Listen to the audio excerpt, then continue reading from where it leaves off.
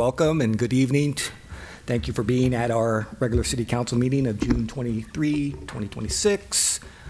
Call the meeting to order, and I'll ask for a roll call. Councilmember Barrick. Here. Councilmember Spadarato. Here. Vice Mayor Deasy. Here. Mayor Doring. Here. And Councilmember Diaz is absent. He is. Please join me in the Pledge of Allegiance. I pledge allegiance to the flag of the United States of America and to the republic for which it stands, one nation, under God, indivisible, with liberty and justice for all.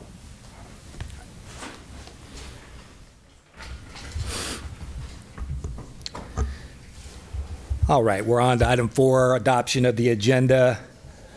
Mr. Bradley, are there any changes or edits to note? There are none. Then I'll look for a motion to adopt the agenda. I'll make the motion to adopt the agenda.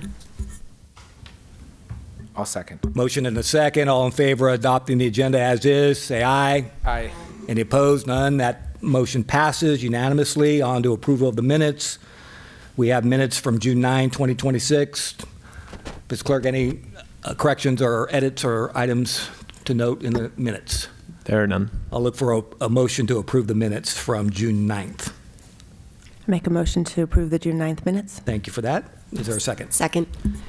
There's a motion and a second to approve the minutes from June 9th, a regular City Council meeting. All in favor, say aye. Aye. Any opposed? None. That motion passes. Now moving on to item 6, public forum.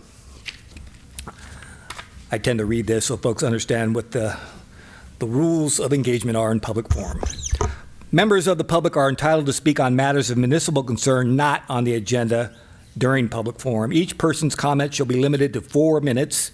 Each person is entitled to speak on any non-agendized item only once during any meeting. Brief questions by council members for clarifications may be posed and answered, and council members may make requests that items be placed on future agendas. But in accordance with state law, no substantive discussion or action may take place unless and until the matter properly appears on the agenda. I'll open it for public comment. Anyone from the public wishing to address your city council this evening? All right, any items from my colleagues? None? All right, I'll close the public comment and we'll move on. By the way, I sometimes forget about this. We did receive written public comment from Michelle Covell and Kelly Wheaton. Thank you for your public comment. All right. We're now on to reports by staff, city council, future agenda items, and AB 1234 reports. This is item 7 of our agenda. Mr. Walsh, I know for sure that we had a closed session today and ask you to report out on that, please. Labor negotiations. Thank you, Mr. Mayor. Yes, as you noted, we had a closed session to meet with our labor negotiators over the ongoing labor negotiations with each of the city's bargaining units, and there's no reportable action from that closed session. All right. Thank you for that. Mr. McCann, anything from the staff? No reports, just a reminder to the council and the community that our next meeting will not be the first meeting in July. It'll be later in the month, and that'll be July 28th. Is that right, Andrew? July 28th. All right. All right, we'll move right along then. Thank you for that. We're on to presentations and public recognitions, item 8 of our agenda. And we have Parks and Recreation Month proclamation. Anyone here to receive the proclamation? All right, I'll join you at the podium then.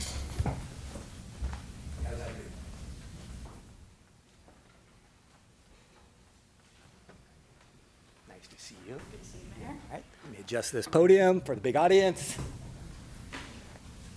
Apropos that we're having this on tonight's calendar, my great pleasure to read a proclamation. This is Proclamation, City of St. Helena, designation of July as Parks and Recreation Month. Whereas Parks and Recreation is an integral part of communities throughout this country, including the City of St. Helena. Parks and Recreation promote health and wellness, improving the physical and mental health of people who utilize parks and participate in community recreational activities. Whereas Parks and Recreation provide public spaces for leisure, enrichment, and gathering opportunities designed to encourage active lifestyles for people of all ages. Whereas Parks and Recreation programming, education activities such as out-of-school enrichment, sports, arts and culture, and environmental education are critical to childhood development. And whereas our parks and natural recreation areas ensure the ecological beauty of our community and provide a place for children and adults to connect with nature and recreate outdoors. Whereas parks and recreation is fundamental to the environmental well-being of our community. And whereas the U.S. House of Representatives has designated July as Parks and Recreation Month. Whereas the City of St. Helena recognizes and celebrates the benefits derived from parks and recreation resources. Now therefore, be it resolved that I, Paul Jamison Doring, Mayor of the City of St. Helena, and the St. Helena City Council do hereby proclaim that July is recognized as Parks and Recreation Month in the City of St. Helena. All right, and I'll hand that to you and ask for you to make a few comments. Thank you. All right, thank you. Good evening, Council. Thank you, Mayor, very much. Ashley Sylvester, Director of Community Services. Just a few comments. We do this every year, but we are very grateful that the Council recognizes July as Parks and Recreation Month. We have a small but mighty team in the Recreation Division. We have a new coordinator, Nancy Medina. It is her second day today, so she is busy, as well as our Recreation Supervisor, Kevin McLeod. They're actually both out at programming right now. So like I said, small but mighty team. And we just want to thank also the community just for supporting us, showing up for us, for all of our programs, special events. It really does show.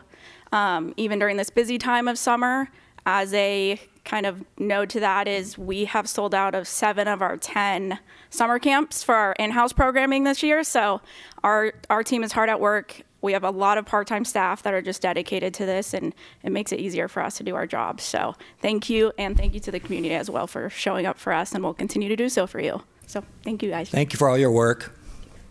All right. Yay. All right. Yeah, a lot going on in July. The summertime is obviously very active, and can't wait to meet Nancy Medina and welcome aboard Nancy Medina. Thank you for that. The title is Program Director. Is that what you said? Program Director? Coordinator. All right. Make sure I get titles right. All right. Now we're on to item 9, and this is a staff briefing. And the subject matter is, as always, fire safety and evacuation. Welcome, staff. I'll let you introduce the item. Whoever's going to introduce the item. Oh, there you are. I didn't see you over there, Chief. Sorensen, welcome. Okay, you're going to stand up there. Did you want to make any words before you introduce before they start? I'm sorry, Mr. McCann. No problem. Okay. Not a ton, just to say that I've asked our police chief and our fire chief to just remind the city council and the community of our significant efforts around evacuation and fire preparedness. We are in this season, and we've had some very serious experiences with fire, and so to be prepared and to share what we're doing and make sure the community is aware of that is very important. So thank you, Justin and John, for your work, and on with the show here. All right. All right, thank you. Welcome. Mr. Mayor, council members, fire season is here. Next slide. So weed abatement, we all start with weed abatement, making sure that all dead, dying, and decaying vegetation and all grass is cut to within 4 inches.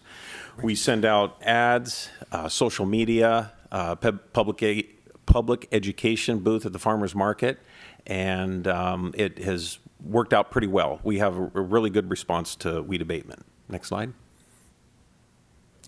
Okay, so let's say you didn't get it done by June 1st, okay? So you get one of these little door hangers on your, maybe you got one, Mr. Mayor, I don't know, but. I'm just Possibly. Possibly. If you put it on the front door, I didn't see it. That's right. So you get one of these door hangers that says, "Hey, it's time to cut the grass." Okay, and so it says, "Call us if there's any questions about this." And then 2 weeks later, you get the real nasty note here. This gets staked in your front yard. This is a notice to abate the grass. I saw one of those. That's right. This is strike 2. Yeah. Okay, and then let's go to the next slide. Not on my property. I did see one of those downtown. I know. Yeah. Then you get a certified letter. Actually, you get a certified letter with this nasty gram. And then we will be back here at the end of July with a public hearing with the owners of the property that they can ask the council why they're so special. They don't need to cut their grass.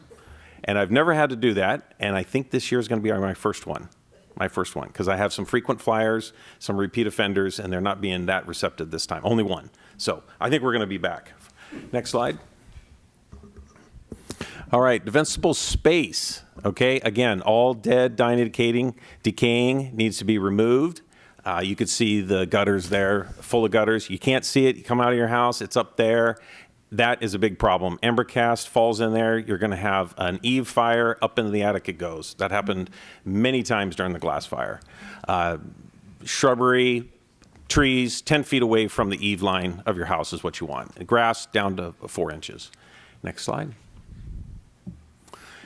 In the WUI, okay, the wildland urban interface up in the hills, some people live on very large acreage where, for instance, let's say you're on Sylvaner. Well, the property lines are only, 10, 20 feet on the side, so you need to mow your whole area. If you're up into larger parcels, then you need to be 150 feet away from the structure instead of, you don't have to mow 15 acres, 35 acres. So 150 feet, that's 50 feet wider in depth than the county. So we pushed that through about 3 or 4 years ago. So it's worked out pretty well. Next slide. Fire severity zone map. There is the CAL FIRE one that sometimes is a little difficult to read. You can go to our website. It has a link to it. You have to put in your address. We uploaded this to our site, so it gives all the addresses. You don't have to, some people that might be a little challenged with click here, and then before you know it, and then you find your answer. You can go right to your street, look for it. Every address is on this map.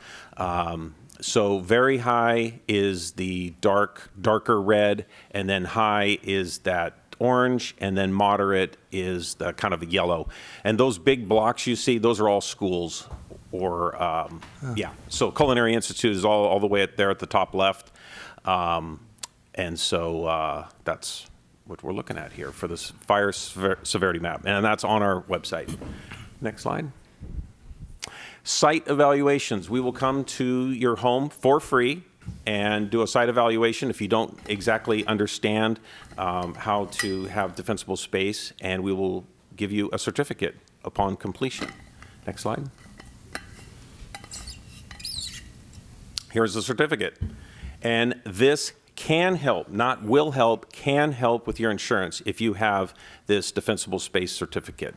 I struggle with it as well. I live up in Angwin. I live in Moderate off White Cottage, and it's always very difficult with the insurance. Every year, you don't know what's going to happen. So this is not a bad idea to get. And it's free. And you can go to our website, and there's a checklist. It's very short. It'll fit on one of these cards, and you just go down the checklist, and you say, oh, geez, you know what? Mine's not that bad. All I have to do is trim a few things, and I'm good. So we'll come out and get you that. Next slide. Beacon boxes. This is a new item that CAL FIRE and the county have been working to put information for incoming fire departments that are out of the area. For instance, the glass fire, that'll be filled with maps and info for incoming. So this one will be at Crane Park. Carlos Uribe hasn't picked a location yet, but it's coming very soon. And this will serve White Sulphur Springs and Sulphur Springs areas. And then there's another one that's going to be in the Spring Mountain area. So very, very good box to have. Next slide. Okay, this is my last slide. I've shown this so many times. Some of my firefighters just roll their eyes, but it is the real deal. I shot this in Lake County on the Jerusalem fire in 2014, and I was training the Napa fire chief, Zach Curran, and this was I had 5 engines I was in charge of, and I was the last one out, but there was one more engine out there that was a private from Colorado, and he called me and he said, hey, we got this fire coming, and what should we do? Should we fire out? And I said, yeah, fire out and get back in your rig. So if you can look down the driveway, way down at the end of the driveway, you see that that right there. That's them putting fire to the ground to try to get some space to have it burn out before it arrives. What would you think, Mr. Mayor? How much time do you think that fire with, it's about an 8-mile-an-hour wind, how long do you think that would take to get to the driveway? Geez, 7 minutes? 30 seconds. Oh, my God. Yeah. And I filmed 30 this seconds. because this wasn't I was trying to find his leader and called division to find out, hey, we got a little situation going on here. So I'm going to, I filmed it out my window and then I set my phone down for a second. So it's going to go off frame, but it's uncut. So go ahead and roll it. So you can see the smoke. And that grass there, is, as you can see, it's probably waist high, maybe thigh high, something like that. And then you can see that firefighter right down there with a fusee, and he throws it. And what he's doing is he's trying to get defensible space, and that's a backfire is what he's doing. He's got many different fires going, but it's not working out. It's way too late, okay? So we told them, get back in your rig. There's nothing you can do. And then I kind of go off as I'm trying to dial up some help Wow. to help them out here, and then we're going to go back to the scene in just a second. But that is everywhere. That grass is all around us. Okay, it kills more and entraps more firefighters than anything. Okay, and you can see the impact of where they were. They ended up going behind the house in the rig and getting into it and letting the house take the brunt, and what's called a fire front following. If you can't handle it with just 500 gallons of water, you would let it hit the house, and then after that grass depletes in just a couple of minutes, then you can go back and then put out the hot spots and try to save it. It's called the fire front following. So anyway, that's, welcome to fire season. Is there any questions since I scared everybody? No, I think that was sufficient warning, yeah. Mr. Barrick. I have one question. Thank you, Chief, for that. That's an eye-opener and no mistake. I had a question around the fire hazard severity map, and I've gotten a few questions around this map versus what the insurance companies are using. A lot of folks might get notices that, hey, they're in high-risk zones, but they'll look in this map and it's below moderate. It's in the white. Can you speak to that? Are the insurance companies using their own ginned up map, or is there a different state map? There's only one, the state map. The one you're issued, the one that we adopted, that is the map.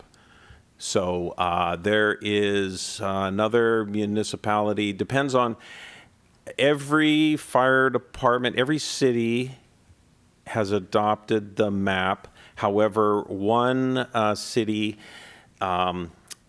changed it in a way so if the severity map touches the property, doesn't touch the structure, they made it all whatever that is, the highest denominator. Okay, we did not. If it touches the house, the structure, then that's what it is. So. Okay. To answer your question, and the separate map, I haven't heard that one. I've heard of maybe using a little leverage to say, oh yeah, you're in the high severity zone, and then you call them on it. No, it's right here. We're in moderate. That's not high. Okay. So, yeah. Thank you. And also on the grass that we have around here with more vineyards being pulled out, I wanted to add that on my good list is Farmstead, Charles Krug Winery, and the Hunter Project. Did a great job cutting it up, and I even asked them to put a ring around it with a disking, about 12 to 20 feet, and then I had them cross. If you drive by Krug, you'll see that it's been cross-done as well, so we can get a little break. All right. And now we have Lieutenant Tharp. Not to steal your thunder or anything, but do you have any videos? No Go videos. ahead. Go A little ahead. soundbite. I think this is on. All right. Thank you, Chief. Good evening, Mayor and City Council. Tonight, we're going to switch gears from weeds to evacuation. Next slide, please. So, in this county, we use about 3 different ways to notify people when there's an emergency going on. We use a product called Jinsei, which used to be called Zone Haven. That was Know Your Zone. We use Nixle, which is now known as Everbridge, and we do in person, or better known as door-to-door. That's where things get real bad and we start knocking on your doors in the middle of the night. With Jinsei, it's Know Your Zone. If you sign on to this website or download the app, it's available via Android, Apple, and Google. you want to know your zone, because those zones are going to light up and they're going to tell you when it's time to leave. We don't have a whole lot in this town, but you can kind of watch it in the county as it even comes to us, because it'll show the whole county uses the same system, from Napa, American Canyon, all the way up to Calistoga. So you can actually kind of see where it goes and how it's progressing by getting on this Jinsei map. And then when your area lights up, it's an automatic, it'll tell you, believe it's a warning, and then an evacuation order will come up on there. It turns red. Next slide, please. Everbridge, it used to be known as Nixle. Super easy to sign up for. You can even text your zip code to 888-777, and it'll start giving you your Nixle alerts from this area. Nixle's actually used for more than just fires and floods. We use it for everything from accidents to road closures to PG&E's got a line down. So it's good to have. I would recommend, and I use it, Napa County and the city of St. Helena. I do both. And if you sign on their website, I think you go to the next slide. Super easy. That's what it is. 4 or 5 boxes, and you start getting the Nixles right away. And it's a good way. It's a good way to get it. We'll start using that right away in any kind of emergency. Next slide, please. Evacuation tag. When we do evacuate, we have these nice little tags. The whole county uses these as well. When you get your go bag and you get ready to go, and as you leave, you just want to put this in a conspicuous place as you leave. What this does is twofold. It lets the officer know we're not going to waste any more time at this residence. Other people need help. It also says when the area is closed and it's evacuated, if anybody's at this home, they don't belong there, and they're probably going to get talked to. If you don't happen to put one of these on, when my officers knock on the door and nobody answers, they're going to tie one on because they're not going to waste any more time there. So we would prefer you do it as you leave. It's going to save a bunch of time. It saves officers time, and it can really help those that need the help. But again, if you don't, we're going to tie it on so we know nobody's there and nobody should be there, and we can spend our time elsewhere. And again, the county uses one that says, county sheriff instead of St. Helena. Next slide, please. I thought this was kind of good to go over. This is kind of what we have going on this year. Woodbridge, the chief and I are going to work on an informational for them. There's a lot of people that aren't ambulatory, so we're not going to do a full evacuation. It's probably not the safest idea to have some of them try to get downstairs and such to leave the facility. Vineyard Valley is scheduled. I'm working with them right now, probably July, August, for a full evacuation, as we did a couple years ago. John and I are planning a town hall meeting where we can elaborate on these things a little more than a little 8-minute presentation at council, and questions can be answered, and we can actually, kind of go over things in a little bit more detail. And then 2027, we're looking at doing the full evacuation again. Next slide.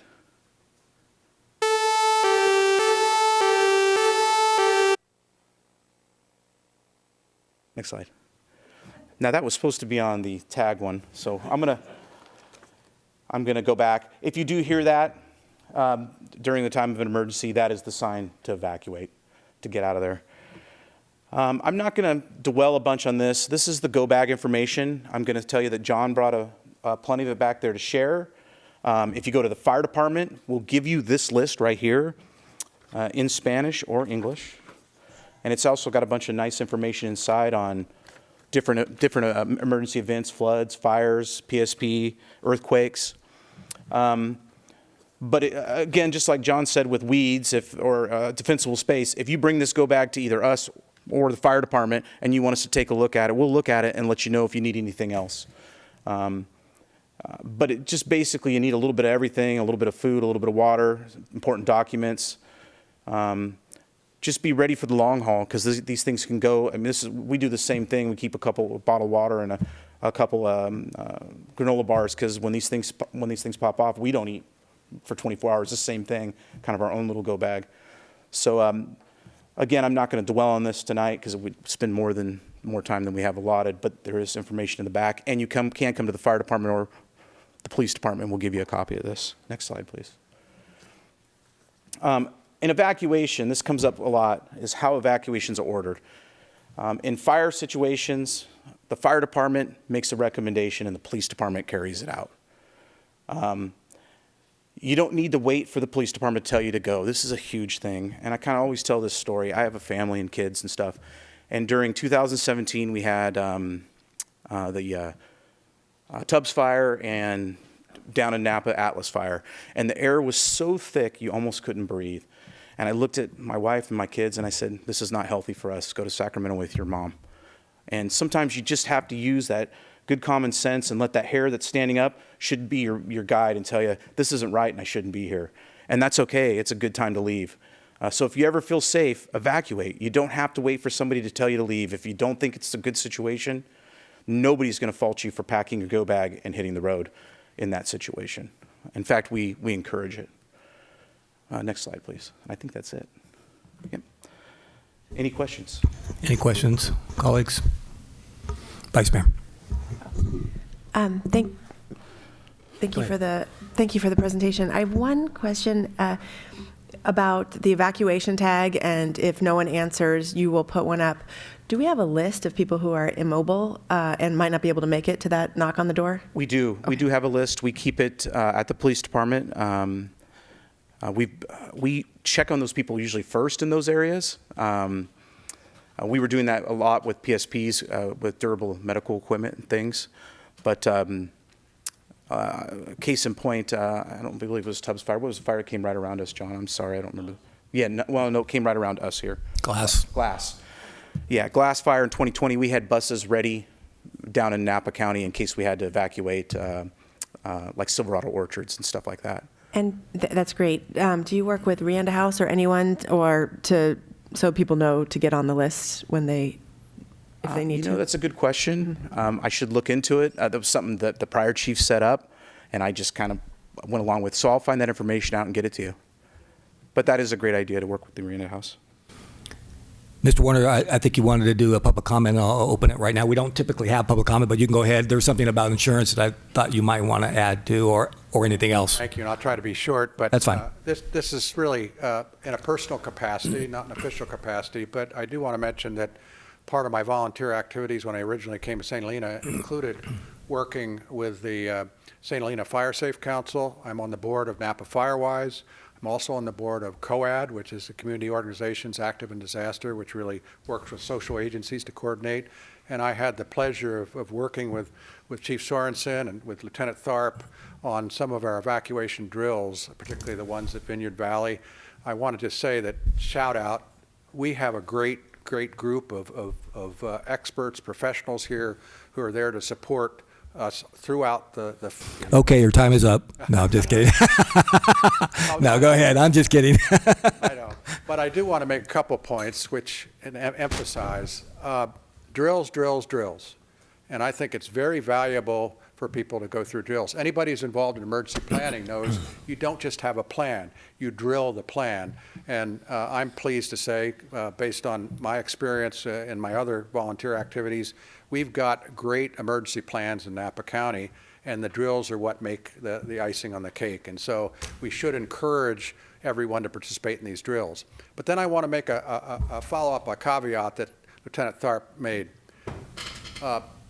Nothing you do with the fire department or the police department is going to really solve the issue of being prepared for wildfires or other disasters, because it's all everybody individually. Everybody in this room has to have their plan. They've got to do their defensible space in their property. They've got to have their go bag. And I can't emphasize enough what I've seen in my volunteer activities is you need to really work together in your neighborhoods to basically help people and leave early. I had this experience, of course, I'm lucky. My wife and I moved here in early 2017, so we got to go through the Tubbs fire and the 2017 fires. And then again, 2020 with the Glass fire. And I had, burnt leaves landing in my backyard on Grayson. No fire hazard zone, but I really took, my wife and I took the initiative to leave early, to evacuate early. So it's very important to not think that all the good things that our fire chief and our police chief are doing are going to solve the problem or be prepared. That's just helpful, but everybody has to do this individually. It's all self-help, and that's where defensible space is important. I have a neighbor on my street who has one of those signs up already on defensible space. The go bag, being ready to evacuate, all those things. So I just want to emphasize that in my volunteer activities. And again, shout out to everything that our experts have done here. Thank you. All right, thank you, Mr. Warner. Others? All right. Anything else, chiefs? Thank you. Excellent. Anything, I have a question. Anything new for Vineyard Valley this year? Anticipated new lessons learned? Anything that we're going to do? Same program as years past? Same years as years past. Okay. Ice cream down at the ramp right here. Okay. I'll be there. Good. I'll be there. Yeah, yeah. Where's the ice cream coming from? No A&W. All right. Thank you for that presentation. And go ahead. I just wanted to echo what Mr. Warner is saying. Yes, it is up to each individual to make your plan and be ready and trust your judgment. And just even if it's a close call, just leave town, especially if you have a lot of different issues going on in your life and, and you're older, you may need more time. Whatever it is in your circumstance, you have to self-evaluate, self-reflect, and think about it well in advance. So thank you for that presentation. Now, council member. Thank you again very much for the presentation. Very much appreciated by both of you. Really appreciate it. I did want to also ask a question regarding if during the town hall meeting, if there might be someone from an insurance company that would also be able to show up and provide information. I think having a go bag is definitely a huge thing. You need to make sure you're ready to go, but at the same time, you also need to be ready for the unfortunate possibility of losing things in your house. So keeping an inventory of everything you have in your home is always a really good idea. Go around with a camera video, so you don't have to necessarily take pictures of everything. Take a video of everything or take screenshots during the video of everything in each room, separate it out, put it in your computer, keep it on a hard drive, and take that with you. So it's a lot easier to be able to go back and remember exactly what's in each room. Just some other things. Insurance company will obviously be able to talk to you more about what to expect and what you should prepare for, but those are all good things that would be beneficial. Thanks. Indeed, I agree. All right. Okay, so now we're on to item 10, our consent calendar. Look to my colleagues first to see if there's any need for further discussion on any of the items. All right. All right. I'll make a motion to. Anybody from the public wishing to, I'll entertain the motion in just one second. That's right. Anyone in the public wishing to make a comment on any consent calendar item? All right, now Mr. Barrett, thank you. I'll make a motion to adopt the consent. Second. Ms. Clerk, there's a motion by Mr. Barrett, second by Vice Mayor Deasy to adopt the consent calendar. Councilmember Barrett, Yes. Vice Mayor Deasy, Yes. Councilmember Spoterato, Yes. and Mayor Doring. Yes, thank you for that. Thank you for the motion. Mr. Barrett? Okay, now we are moving on. Let me get my bearings here. A lot of consent items that we just went through quickly.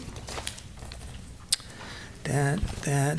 Looks like we are now on to item 11. Is that correct, Mr.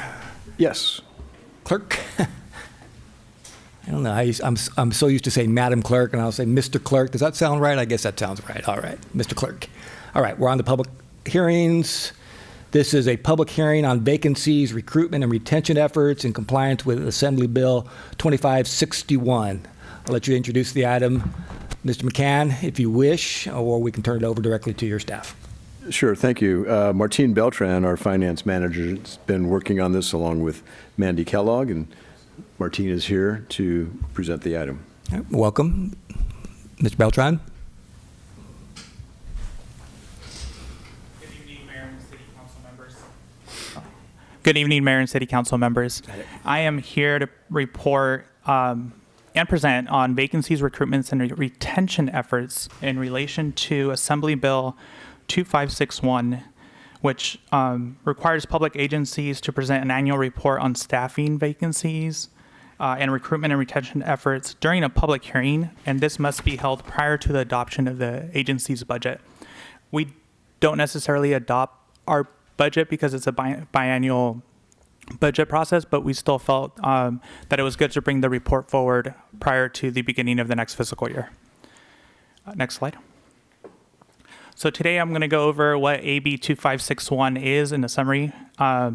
Workforce data for the city, our vacancy data, and also what recruitment efforts we had this last fiscal year. Next slide. So this bill, it was effective January 1st, 2025. Again, it requires public agencies to assess and address vacancy rates. We have to track job vacancies, present status of such vacancies, recruitment and retention annually prior to the budget adoption. And during this process, we also want to identify policies, procedures, and recruitment activities that may present obstacles during hiring. So it's kind of a good opportunity for us to just take a look at what's working, what's not working, and how we can enhance our recruitment efforts, and as well keeping our employees within the city, so help with retention. If at any point any of our bargaining groups reach a vacancy rate that exceeds 20%, there is some additional requirements that are required as part of the Assembly bill. Next slide, please. So this is our workforce data information. As of July 1st, 2025, we had 74 full-time positions. We currently have the same number. The city provides administration services, which again, this is going to be city clerk, city manager's office, administrative services, which encompasses finance, human resources, and IT, community development, which is both our building and planning, code enforcement, fire department, we have library, parks and recreation, which is now community services, those two divisions there. Police and public works, which includes public works administration, operations, and also treatment facilities. Next slide. For 2025-2026 fiscal year, we are kind of given a snapshot of 3 different points throughout the fiscal year. Same points that we utilized the last report or last year's reporting. For July 2025, we had a vacancy rate of 5.4%. December 2025, 6.8%, and we currently have a vacancy rate of 10.8%, and that number actually is going to be down because we just filled a position as of yesterday. So that number, total vacancies will now be 7 as opposed to 8. Next slide, please. So we do have a total of 3 bargaining units, and then we have a 4th, which is not a bargaining group, but is represented management, and that consists of mid-management and executive staff. So they're not a bargaining unit, but we're going to break out the total full-time positions into these 4 groups. So the first is POA, Police Officers Association. Our second is our SHIA, which is our biggest bargaining group, St. Helena Employees Association, and then we have our St. Helena Professional Fire Association. Next slide, please. So similar time frames, but now we're going to be reporting based or per bargaining group. So as you can see, our Police Officer Association had a 16.7% vacancy rate in July of 2025. Good news is they're down to 0% or a 0% vacancy rate as of this month, or actually they fully filled their positions as of January 2026, but currently still maintain a 0% vacancy rate. Our unrepresented group went from 0% to 18.8%. We had some recent retirements and then some turnover within that group. And then our St. Helena Professional Fighters Association, that one has maintained a 0% vacancy rate throughout the entire year. And SHIA has gone from 5.1% in both July and December to 12.8% in June, so as of today. Next slide, please.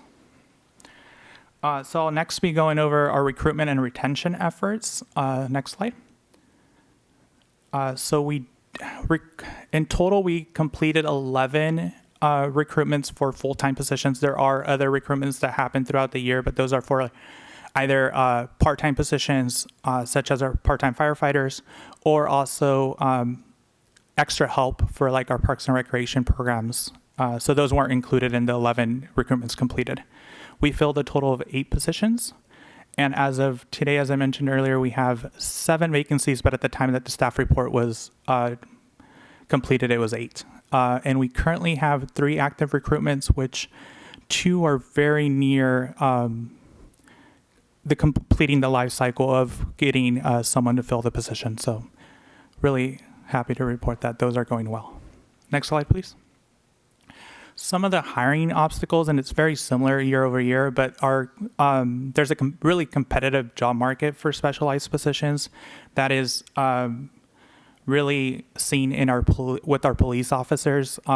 Many agencies have very competitive offers when you sign on as a police officer with a different agency. So there's like really sign-on bonuses, relocation bonuses. Our police officers are really, it's really competitive market right now. And then for our chief plant operator, it's also another competitive market, but that's due to the fact that chief plant operators generally have a higher certification requirement. So it requires a lot of hours, it requires a lot of experience, and it's just really hard to get someone to fill those roles. Another thing we see in St. Helena is our housing market, which then leads to longer commute times for employees. Next slide, please. So hiring solutions and retention approaches. One thing that we've done, over now the last couple of years is creating hiring incentives. This was done most specifically with our chief plant operator. And with that hiring incentive, it helped to retain our chief plant operator at the water treatment plant. And we're still actively recruiting for a chief plant operator on the wastewater treatment plant side, and there's those incentives are still there, but it still hasn't attracted someone to fill that position. Employee housing, this is something recently that was discussed here at City Council, and approving a purchase of a manufactured home for this purpose. So that should help both retain and also potentially recruit in the future. We've done targeted recruitment strategies where we've done direct mailers to individuals with certifications for positions where we've struggled to recruit. And we've also partnered with executive recruiting firms to fill higher level executive positions in a timely and better manner. We've also streamlined the background process for government agencies. We've had it kind of slows down the process, or the process generally includes some sort of medical evaluation, background check, life scan, and so for some positions, we've evaluated the need for a medical evaluation, and which has helped speed up the process to get someone hired. We've in partnership with Napa County and also the Center for Community Development from San Diego, we've done career development opportunities. So now the city has been offering supervisor leadership and management academies, and those help with career development for our staff. And there's also 2 other opportunities that are offered through that same partnership, where if the city were to try to host these training opportunities on their own, they would be very costly. But with the cost sharing with this Napa County partnership, it's been a great way to get additional trainings for staff for career development.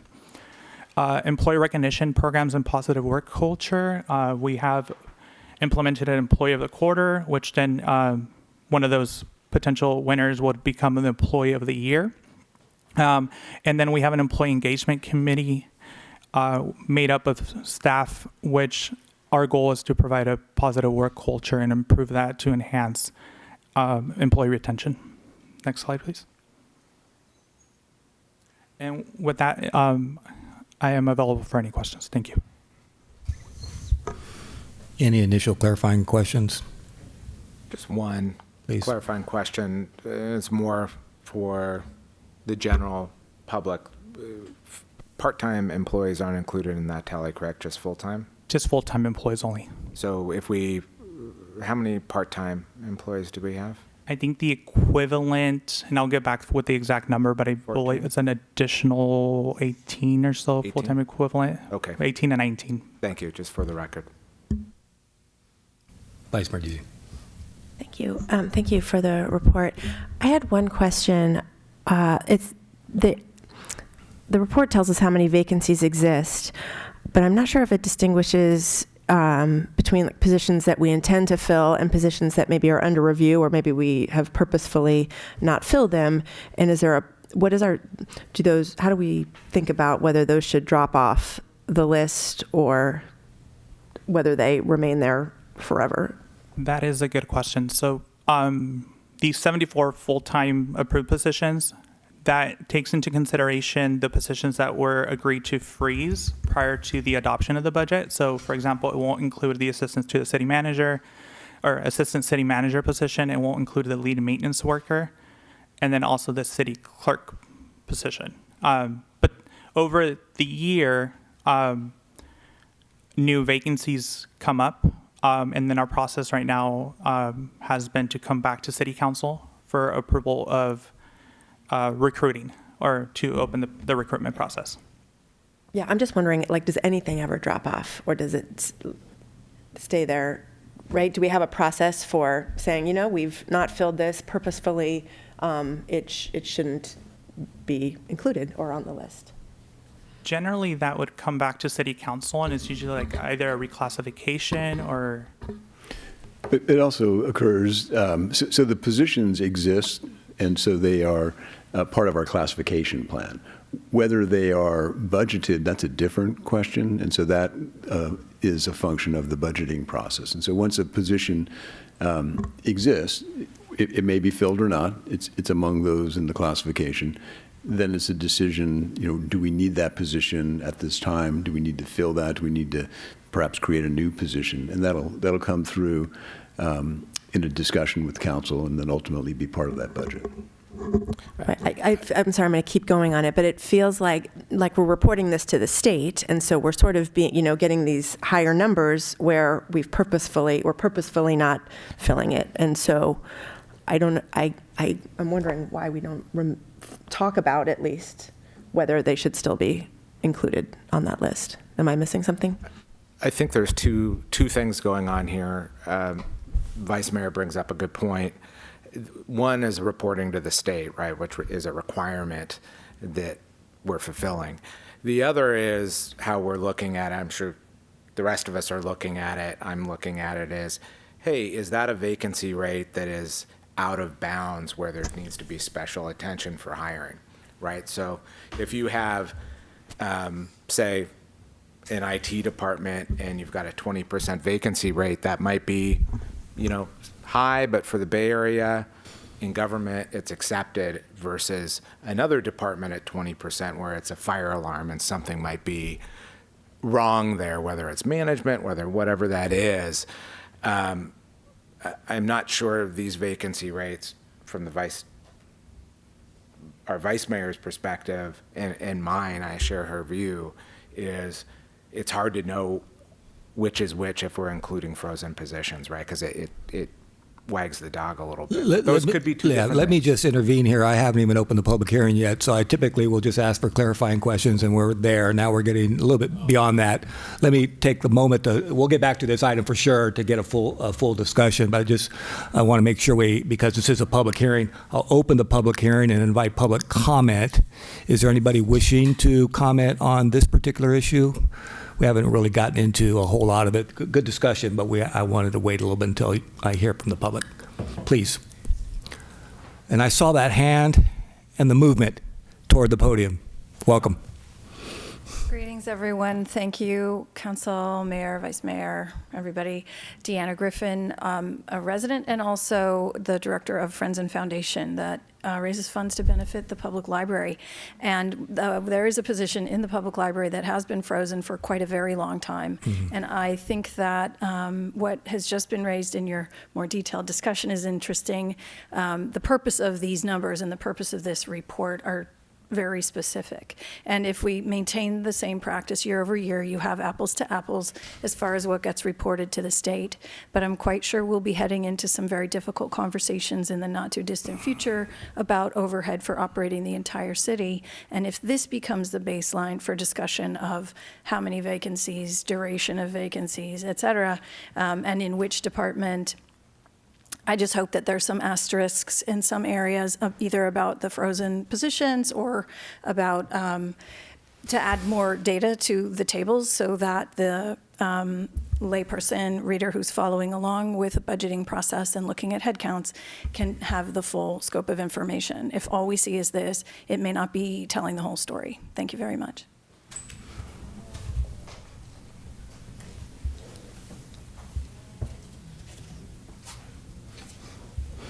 Okay.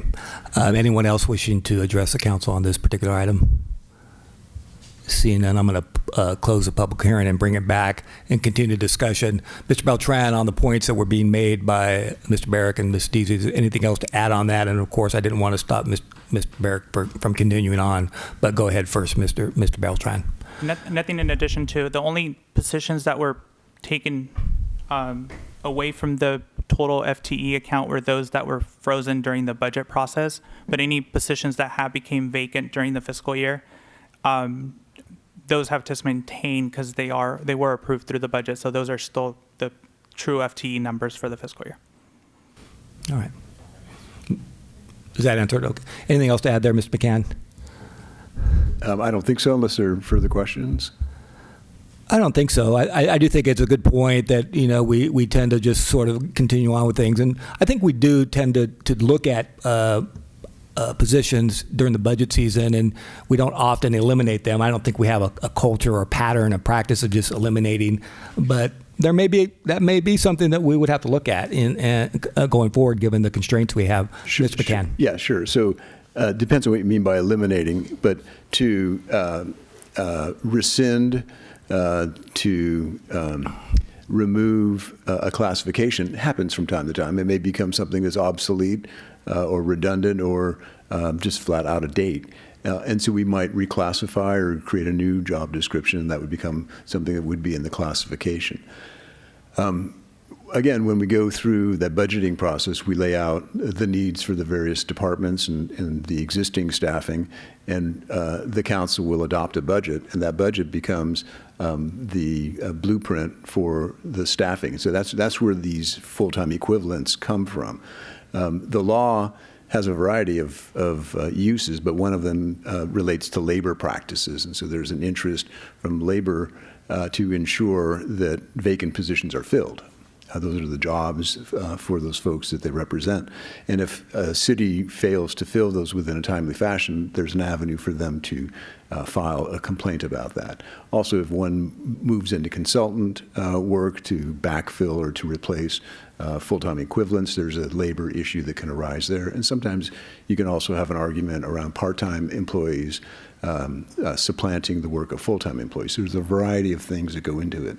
So it's important that we establish our employee needs correctly, and that's really done, again, through that budgeting process. So when we encounter these vacancies, there are vacancies that have occurred during the fiscal year for a variety of reasons, and then we make a determination, do we need to fill that position? When do we need to fill that? How do we need to fill that? And then we pursue those things. All right, and I appreciate the clarification. Anything else to add to that briefly? Yeah, if I'm following along, it seems like it would be, I've not seen us do it before. I've seen us add positions, but never have a conversation about Bless you. Removing a position. And do we have I know we're doing the biannual budget now. Do we have a budget coming up? And could we include that as part of the conversation? What should be removed in addition to what should be added? So we have a 2-year budget, and I think I mentioned a couple meetings ago that we will bring that our adopted budget for the coming fiscal year to you. I think we're doing it July 28th or maybe the first meeting in August for approval of some modifications, because from the time that you adopted that budget a year ago, there have been changes in revenue projections and our recommended needs. And so that would be a perfect time to have some conversation about it. We can take this and factor that into our report so we can answer some of the questions. Sure. All right, and that was simply the point I was making, that we'd have to have a conversation, and we typically do. So thank you, Ms. McCann, about that. All right, we're moving on. We're bypassing old business. We don't have any old business. We're on to item 13.1 is under new business. Consideration of a resolution to appoint an applicant to the Library Board of Trustees. So, Mr. Mayor, Mr. Bradley has handled all of these, and so he will be making the presentations on the next 3 items. All right. Brief presentations would be most welcome. Mr. Bradley. Just talking. Thank you. So yes, we had opened the applications for all of these upcoming positions. Then a couple that were also on consent. Those were reappointments. We did put on new business those people that are new applicants to the positions. And then 13.3 is an additional discussion. So first, we had one applicant for the Library Board of Trustees, and that is Scott Simon. And that was his application and everything was in the agenda packet. All right. Tell me what is the current lay of the land in terms of that board, in terms of coverage, and what will it be, assuming the position is filled tonight? So yes, assuming the position is filled, there would be one additional position to make a board of 5. Currently, the library is working through with their current board to reduce the board from a board of 7 to a board of 5.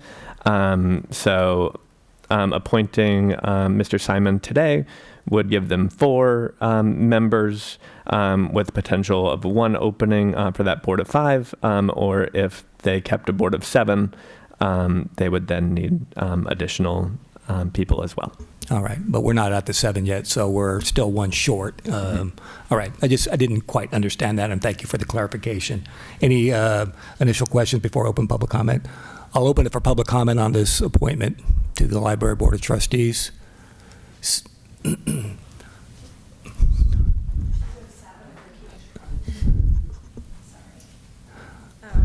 this may be just a question for Andrew, Mr. Clerk. In fact, regarding the expiration of the term, is it in fact June 30th of this year, as marked in the agenda? That I believe the resolution has it correct as 2028. Thank you very much. And also, we're familiar with Scott Simon, and that's... Oh, I'm sorry. Actually, the agenda, we're filling terms that end on June 30th, 2026. The term that he will have is June 30th, 2028. Thank you. The Simons are a wonderful family, very supportive and involved in the library for a long time. Thank you. Thank you for the public comment. Anyone else? I'll close public comment, bring it back to the council. Any thoughts here on this appointment? Thumbs up. I've got a thumbs up. I'll make the motion to appoint Mr. Simon to the open position. I'll look for a second. I will second. The reason I'm doing that is the mayor makes the appointment. It's not like I'm pulling that for myself, but that's what we do. The mayor makes the nomination at least, and I got a second. Mr. Bradley. Mayor Doring? Yes. Councilmember Barrick? Yes. Councilmember Spoterato? Yes. And Vice Mayor Desi? Yes. Yes. I didn't mean to move so quickly. Mr. Simon, thank you. I have not met Mr. Simon. Thank you for your contributions to our community. Thank you for applying for the position. Thank you to all who are involved in all of the work we do in the volunteer space, all the Planning Commission, ATSC, Finance Committee, Water and Wastewater. We have a lot of community participation, and that was sort of the way I wanted it to be when I first started in 2014. It's coming to fruition here now. So thank you for that, and welcome aboard. And we need one more person to come forward to, at least one more, right, to fill that extra spot so that we can get business done at the library. All right. Now we are moving on to 13.2. Mr. Bradley, I'll just go directly to you on this one. Yes. So in addition, we have a reappointment to the Parks and Recreation Commission, as well as there was one new applicant. The reappointment is John Thompson, and the new applicant, Elaine DeMann. And set out the terms. They start at the end of this month and go to 2028? 2028, yes. All these are 2-year terms. Okay, thank you so much. All right, any initial comments or clarifying questions? I'm going to open the public comment. I'll take public comment now on the Parks and Recreation Board. We have two, as stated, two applicants for 2 seats. Seeing no one approach the podium or even want to run to the podium from behind, I'll close public comment, bring it back to the council. Any deliberations, any thumbs up, thumbs down? Thumbs up. All right. Given the circumstances there, we have 2 seats, we have 2 applicants, and I'm most welcome and most thankful for folks to apply for these 2 important positions. A lot of work being done, a lot of work coming out of the Parks and Recreation Commission, which I'm delighted to see. I will nominate the 2 applicants for the 2 positions. That's John Thompson and Elaine DeMann. I'll look for a second. I will make a second. Okay. There's a motion and a second. Mr. Bradley? Mayor Doring, Yes. Councilmember Barrick, Yes. Councilmember Spatarato, Yes. Vice Mayor Deasy. Yes. All right. On to item 13.3, Mr. Bradley. This is reappointment of 3 Finance Committee members, and there's also a discussion about vacancy. Correct. This is to reappoint 3 committee members. When this committee was first started, it had 3 terms that had a 1-year term, and the others had a 2-year term. So all 3 of those people, George Schlescher, I believe, Richard Garber, and Greg Dolly, have all said that they would like to continue their work. So that would be for a new 2-year term expiring June 30th, 2028. And then there was also resignation earlier in the year. So a discussion on what we want to do with filling that. The original hope, I believe, was that they could finish out that initial phase of their work prior to adding a new person, but up to you guys on how you want to continue. And I know that Aaron might have additional words on that as well as the council liaison. Councilmember Barrick? Yeah. Do you have any additional comments on any of that before I open it to public? I think the 3 that were mentioned have been excellent, dedicated, and have brought great value. I fully support re-upping them. For those who don't know, Mr. Barrick is serving on the Finance Committee admirably. Thank you for the comment. Anyone from the public wishing to comment on the appointments? We have 3 seats open. George Schlescher, Richard Garber, and Greg Dolly have graciously applied to continue serving on the Finance Committee.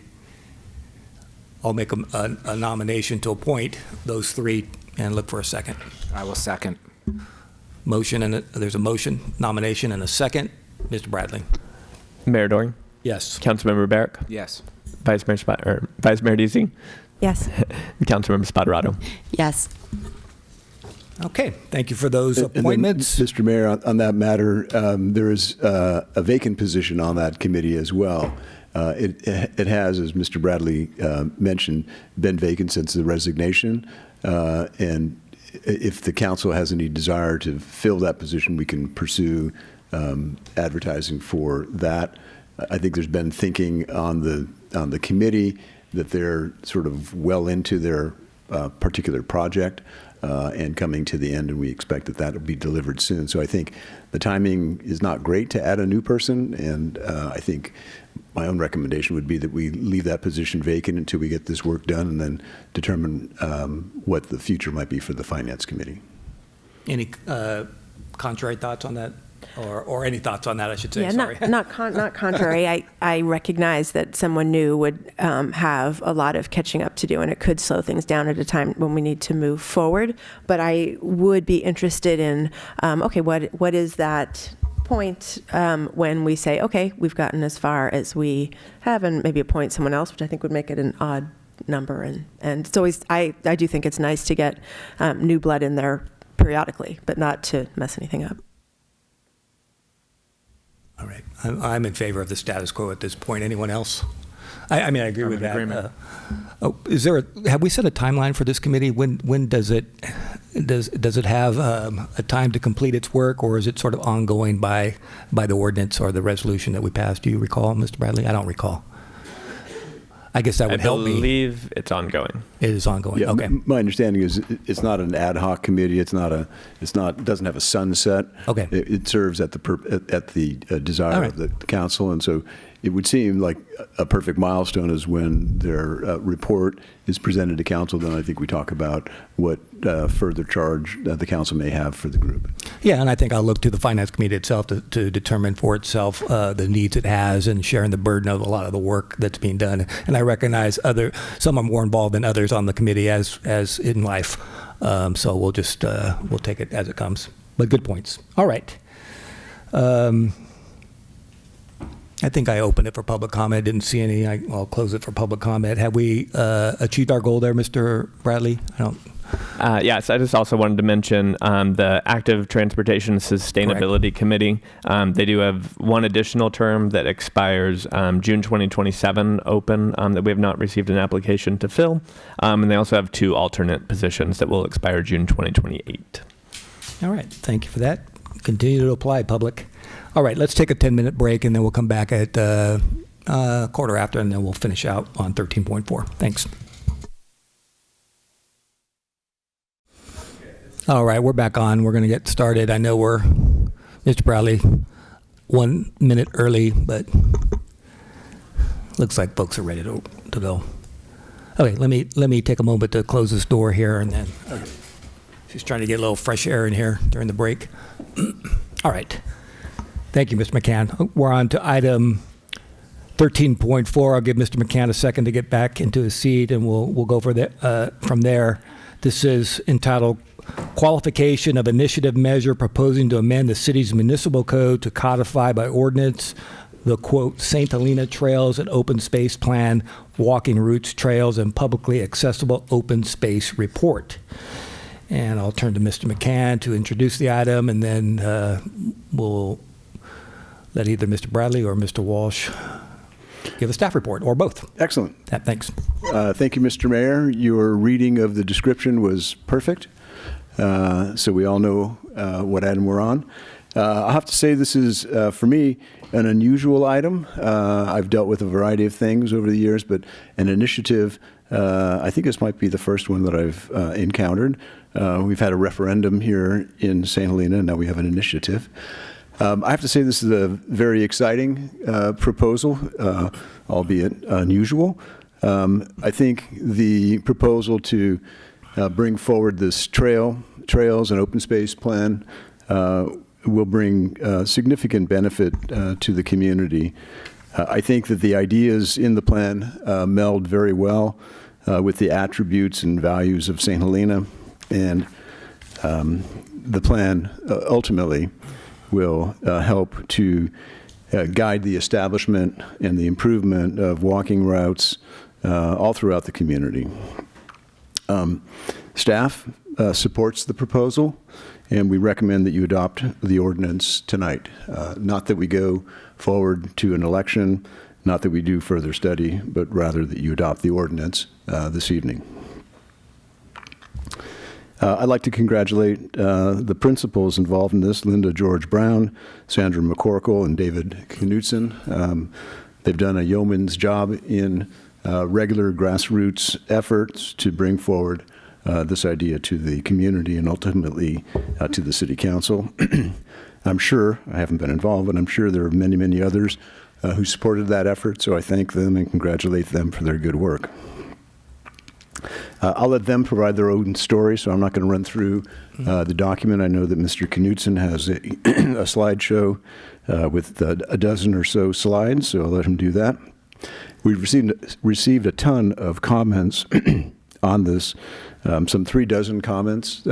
Most of those are very, very enthusiastically supportive. There are a couple, though, that raise some reasonable and expected concerns, and those really are folks who live around the lower reservoir area. There's a trail system that's proposed there. I'll say that the plan, if it's approved by the council tonight, or if it goes forward to the voters and is approved by the voters, The plan will serve as a framework for walking routes and trails plan. It'll be a good companion to our general plan, to our recently adopted streets and pedestrian master plan, and to our soon-to-be adopted parks master plan. To make this happen, staff will work with folks to develop an implementation plan that'll be based on the framework that's before you. There are a number of elements of this particular plan that I think are easy to be implemented. Some can happen almost immediately. Some already exist. There are others that are more complicated and are going to require work around identifying funding, right-of-way issues, easement issues over private property, how liability issues will be addressed, design. Some things are simple, some things are more complicated. Accessory needs, how parking might be addressed, or trash, or benches, or signage, or a whole variety of things.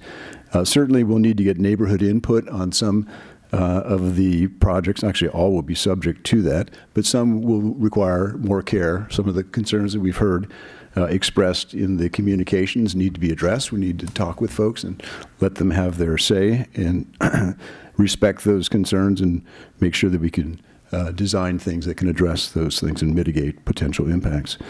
There'll be maintenance demands in future. These are relatively minor as maintenance goes, but things do add up. It's a wonderful opportunity for public-private partnerships. This is already an example, a very good example of how those things can happen, and I'm sure we'll have more of those in future. Again, I just want to reassure the folks who are concerned about this that they will have an opportunity as we move forward with pursuing individual segments of the plan to provide input and to be heard. With all of that, I'll just reiterate my support for the proposal. I think it's a wonderful idea, and it's here before you. You can adopt the ordinance, and we can move forward with developing an implementation strategy for it. I'll turn it over now to Mr. Knutson, who I know has a slideshow and like to tell you a bit more about what they've done, how they got here, and what they hope to do. David? All right. Or Mr. Mayor? And how much time do we devote to the slideshow, roughly? You said about 10 or 12, 15 minutes? I think that's fine. Okay. Really your discretion. I think there'll be some folks who will want to speak. Of course. No, I will open it for public comment. About 15 minutes for the slideshow, Mr. Knutson? I won't take that much, but thanks so much. No, well, I just want to gauge so because much we might have some public comment. Go ahead. Welcome. I'm David Knutson. I want to thank you guys for your service. You're not paid very much. You do have health insurance, which is awesome. But I've sat in your role. It's hard work, and I'm not sure the community appreciates you enough. So thank you for that. And for staff also, thank you for your care and concern about our wonderful rural town. I'm here. I helped to start this ad hoc committee in 2019. Little did I know it would be 7 years before we got on council, but things take time. And I'm also here as the principal, one of the principals, one of the board members of Walk St. Helena, which we specifically created in order to enhance walking opportunities in our St. Helena and Upper Napa Valley. So thanks, Andrew. Could we go to the next? Okay, so what is walking? Of course, it's healthy. To me, the greatest thing about this, compared to multimodal trails, which are also wonderful bicycle trails, is that they have a low impact on the immediate environment. They do not require, there's so much dual track around our town, meaning that spaces where trucks and vineyard workers, et cetera, you don't need to create a trail. You don't need to lay down asphalt. You don't need to lay down DG. It's a low impact on the environment. It's less impactful for neighbors. It's less impactful for others. So it's an incredibly efficient way to create a public amenity. The other idea is that, as part of our nonprofit, we sponsor monthly walks. And one of the things that, certainly post-COVID, how do you create links in the community between old and young, even amongst the elderly or people that have moved here recently, walking, compared to biking or compared to tennis or any other sports, it's like bocce. It's a chance for people to actually interact with each other and learn things about themselves and therefore feel a greater part of the community. So I invite all of you, any of you, to come to our first Saturday of the month walks. We rotate them around Upper Napa Valley, and very happy to do so. It's also, the one thing about walking is it's very safe, right? You can take little kids with you. You can take elderly people who might be a little unsteady on their feet. If they're on a multimodal trail, oftentimes the bicyclist coming back, it's a scary moment, but this is safe for young and old alike.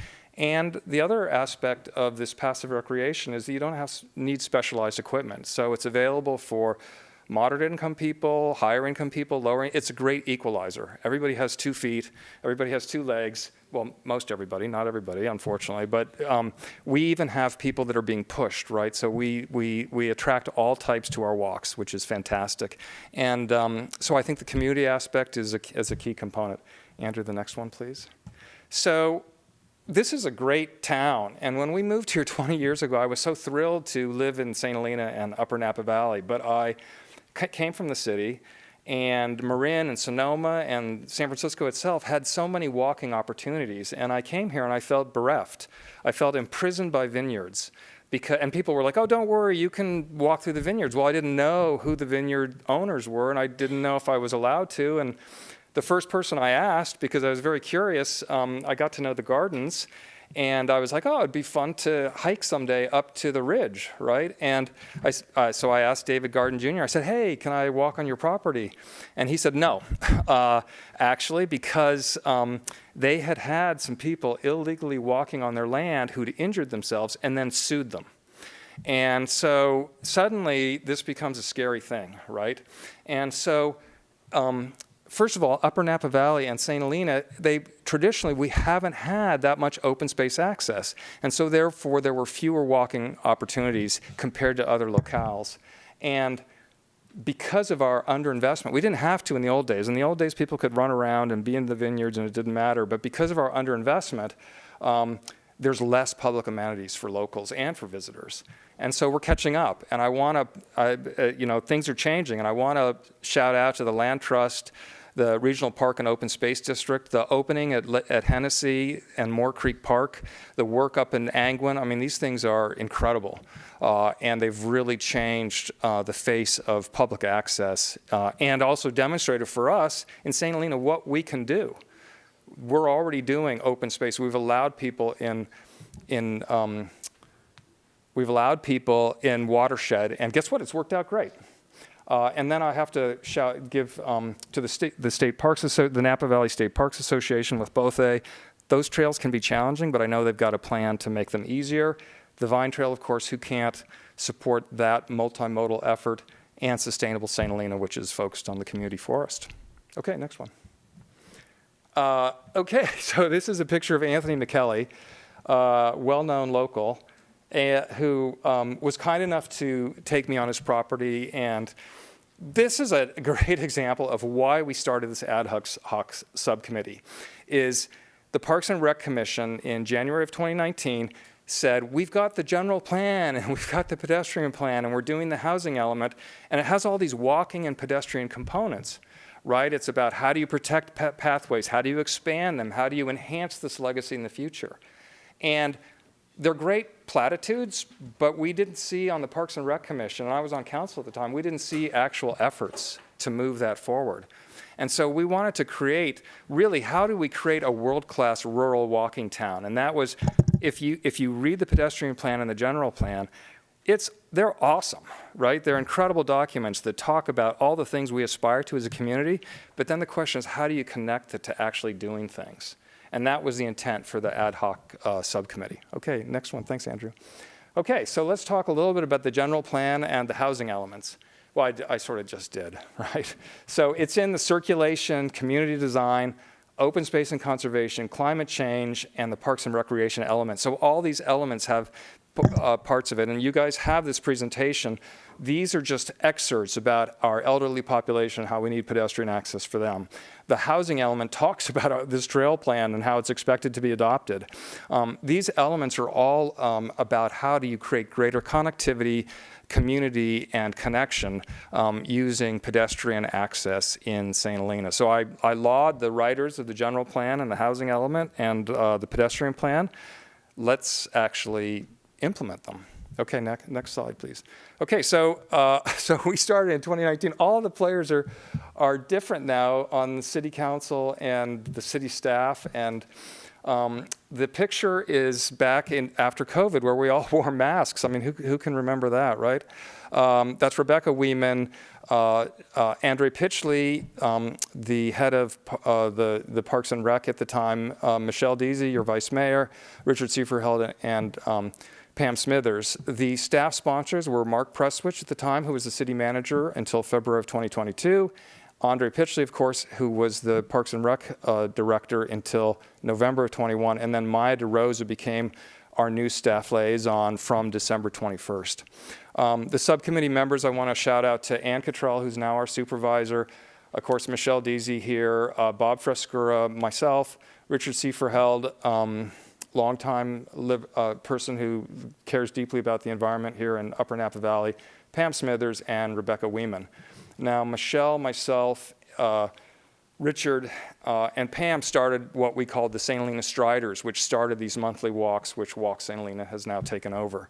The Parks and Rec Commission back in 19 was Matthew Demchuk, Rebecca Weeman, Michelle, of course, Susan Kenward, and Ty Taylor. And the city council at the time was Jeff Ellsworth was the mayor, Paul was the vice mayor, and Anna Chateau, myself, and Mary Koberstein. And guess what? We did interim reports. We kept everyone appraised, and there was universal excitement and interestedness from both the staff, Parks and Rec, and from the city council at the time. The next, please. So what do? So we met frequently with city staff, with elected and appointed representatives, with residents, and with business owners. In fact, we took notes. We had some interim pieces that we prepared, and some interim reports until we did the final report. And we got feedback. I remember the feedback from Eric Hall, who was the vice mayor. He had about a half page of notes. And we absorbed all those things and changed the report based on his input. Mr. Doring, our mayor, he had a page of notes. And we took all of those pieces, including, so Eric Hall's big thing was, why are you starting the downtown walks for visitors at the visitor center? That can move around town. Why don't you just set Hunt and Main? That was good. Mr. Mayor's concern was we were talking about east side walks and west side walks. And he goes, can we just eliminate that and stop talking about east side and west side? It's one town. Anna Chateau's concern was, you're not going to take away my ability to walk my dog on the trail to the river, are you? And so these were all legitimate concerns that we embedded in the report. We also reviewed best practices around the Bay Area and around the country, because guess what? There's so much that we can learn from others about how they do public amenities like walking trails and signage and engaging the citizens, et cetera. And so we identified the plan elements, we identified key locations, we presented to the city boards, we got the endorsement of the St. Helena Star. We talked to everybody. And we finished this comprehensive walking plan, this thing right here, we finished that's in January of 22. So we finished it 4 years ago. Next. And what does it contain? Well, first of all, we're going to do some things for visitors. Based out of downtown, so that there's more things for visitors to do in town, as well as to support our local business and our local wineries. So our intention is to have a GPS smart phone maps. It's easy to do now. There's plenty of applications you can do it. And physical maps. Put some benches, put some trash cans, possible signage. I don't know if signage is, that can be sometimes bothersome. But as long as they've got a physical way to go on these walks, yeah, let's do it. Various lengths out of downtown and all easy routes, flat routes. These are for visitors. I want to tell, every time anyone visits this town, I want to point them to the Episcopal Church and the Labyrinth. It's incredible. It's the same labyrinth that they have at Grace Cathedral in San Francisco, and it's all our own. You can always get on it. There's nobody there. And we want to show waypoints and historic and cultural landmarks so that it pops up as your GPS enabled as you walk. Okay, next one, the section 2. Okay, the existing opportunities for locals is to give them walking access. So this is not for tourists, it's not for visitors, it's for us. And the city owns a fair amount of public open space. And I'm a believer that publicly owned property should be available for the public to use. We own Bell Canyon, we own Lower Reservoir, we own Pope Street, we own an access to the Pope Street Bridge, we own the valley floor, and the community forest, which now that we have an upgraded wastewater treatment plant, and it's, by the way, it's in the floodplain, so it can't have houses, it can't have vineyards on it. What a great place to walk. It's so beautiful. And the former York Creek Dam site. And so most of these places already have trails. So for example, this is a picture of Lower Reservoir, and it's defined by 2 fences. There's a fence around the reservoir, which needs to be repaired, so people can't sneak into the reservoir. We don't want people in the water. And it has a fence protecting private property around it. So this is a trail. It would essentially look just like this. The only thing we would add might be a bench or a picnic table. It's 3/4 of a mile. It's very short. There's already parking off of Spring Mountain Road that was upgraded by the city when they took out the York Creek Dam. So our job is to limit impacts on neighbors, but to allow us to enjoy these beautiful rural spots. Okay, section 3, thanks. The other thing, this is the challenge that I had with the gardens, right? Lovely people, amazing, incredible leaders in St. Helena, publicly spirited leaders. If there are property owners who would like to open a path on the edge of their property, entirely voluntarily, if they say, you know what, we're right along the Napa River, but we certainly could open this once again, an already existing walking path, the dual track walking path. Could we open it, say, certain times of the year, or certainly sunrise to sunset, and extend the city general liability insurance to cover that walking? Usually the injuries that happen when you walk are very minor, and I can't imagine people suing, but we live in a crazy world, so some people will. But the city has general liability insurance, and why not extend that coverage? We investigated that with our insurance carrier. The city's insurance carrier would not increase costs. The model agreement is 899 Adams Street. So 899 Adams Street is at the end of Adams Street. It's an office building, and there's a path that they didn't deed to the city, that they offered the city an easement as long as we maintained it, and in perpetuity, right? So that's an access between Hunt Avenue and Adams, which is incredibly convenient. People use that all the time, and it's a perfect example, and so we have agreements around that. So our idea is, walking only on existing, sunrise to sunset, temporary closures, dogs on leash, no smoking, of course. Thank goodness people smoke less now, but no after dark, right? None of that. This is for morning walks. This is for afternoon walks with your dog. This is not we don't want people sneaking around at night. And guess what? You can enforce these policies with cameras. I hate to say it, but it's a great way to make sure that we're all behaving. Okay, on to section 4. Okay, then finally, I call this bridge, it's not called the bridge formally, but I call this bridge the Carol Poole Memorial Bridge, because she was the longtime planning director in the city of St. Helena. And this is the Crenella development near Jacob Miley Park, where she asked the developer to provide paths along the Sulphur Creek for the neighborhood and for the residents. And it's incredible. It's a great start. And it's only because she decided to put this in. And when I was on council, we did the same thing with the Farmstead Hotel. We need a public access associated with it, but it shouldn't just be something that suddenly someone thinks about. Why not have it baked into the development process? And Maya was all over this. She was very excited about this. Either public path access, pedestrian easements, or for smaller, and by the way, this isn't about homes. This is about projects, multifamily, et cetera. Go to smaller projects, maybe allow them to be funded through mitigation fees if they're somehow not able to fit a pedestrian component into it. So those are the 4 elements. It's really straightforward. Let's go to the next slide. Okay, so what did we do? So we turned in the report in 2022.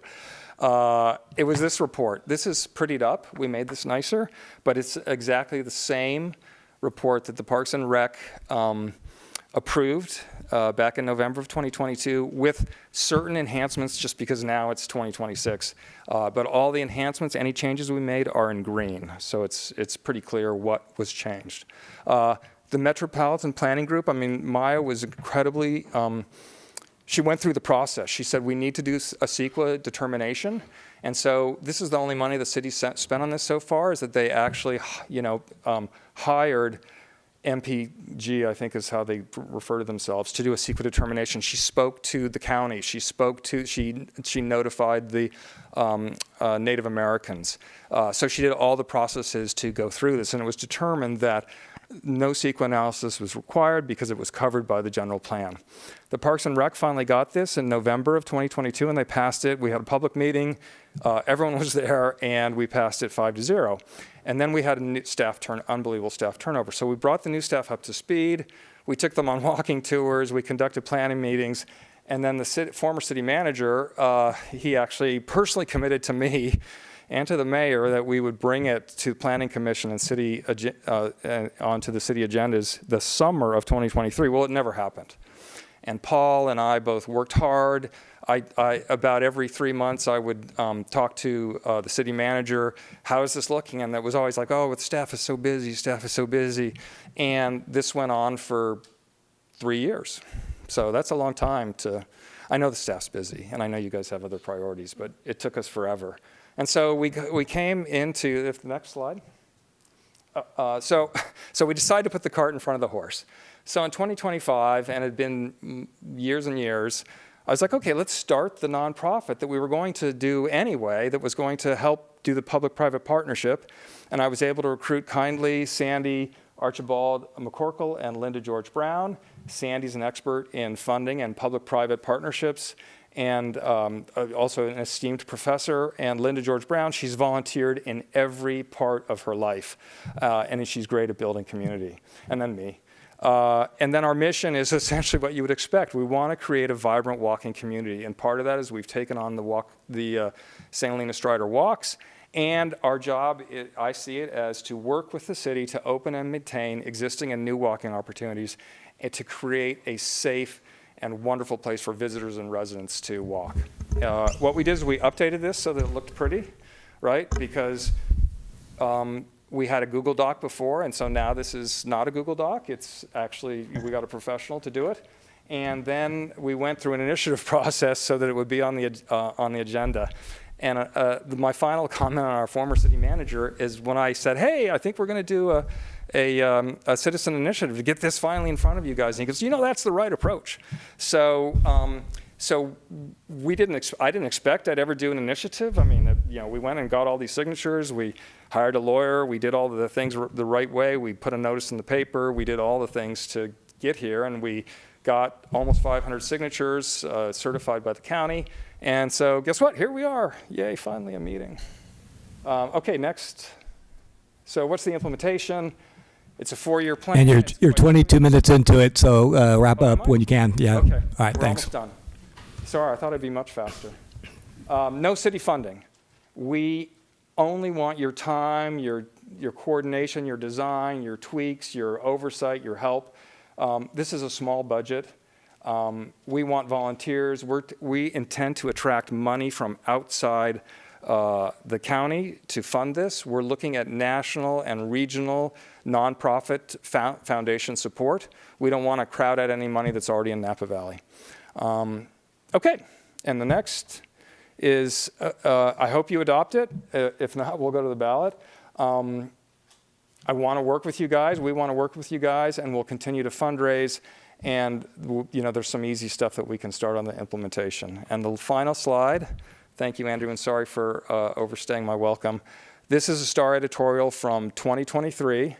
Once again, years ago, and it said, basically, this plan is great for St. Helena. This plan has incredible elements that are broadly supported in town. And finally, they close with, who could be against this? So that's really all. Thank you very much. All right, thank you. You did a good job on the timing.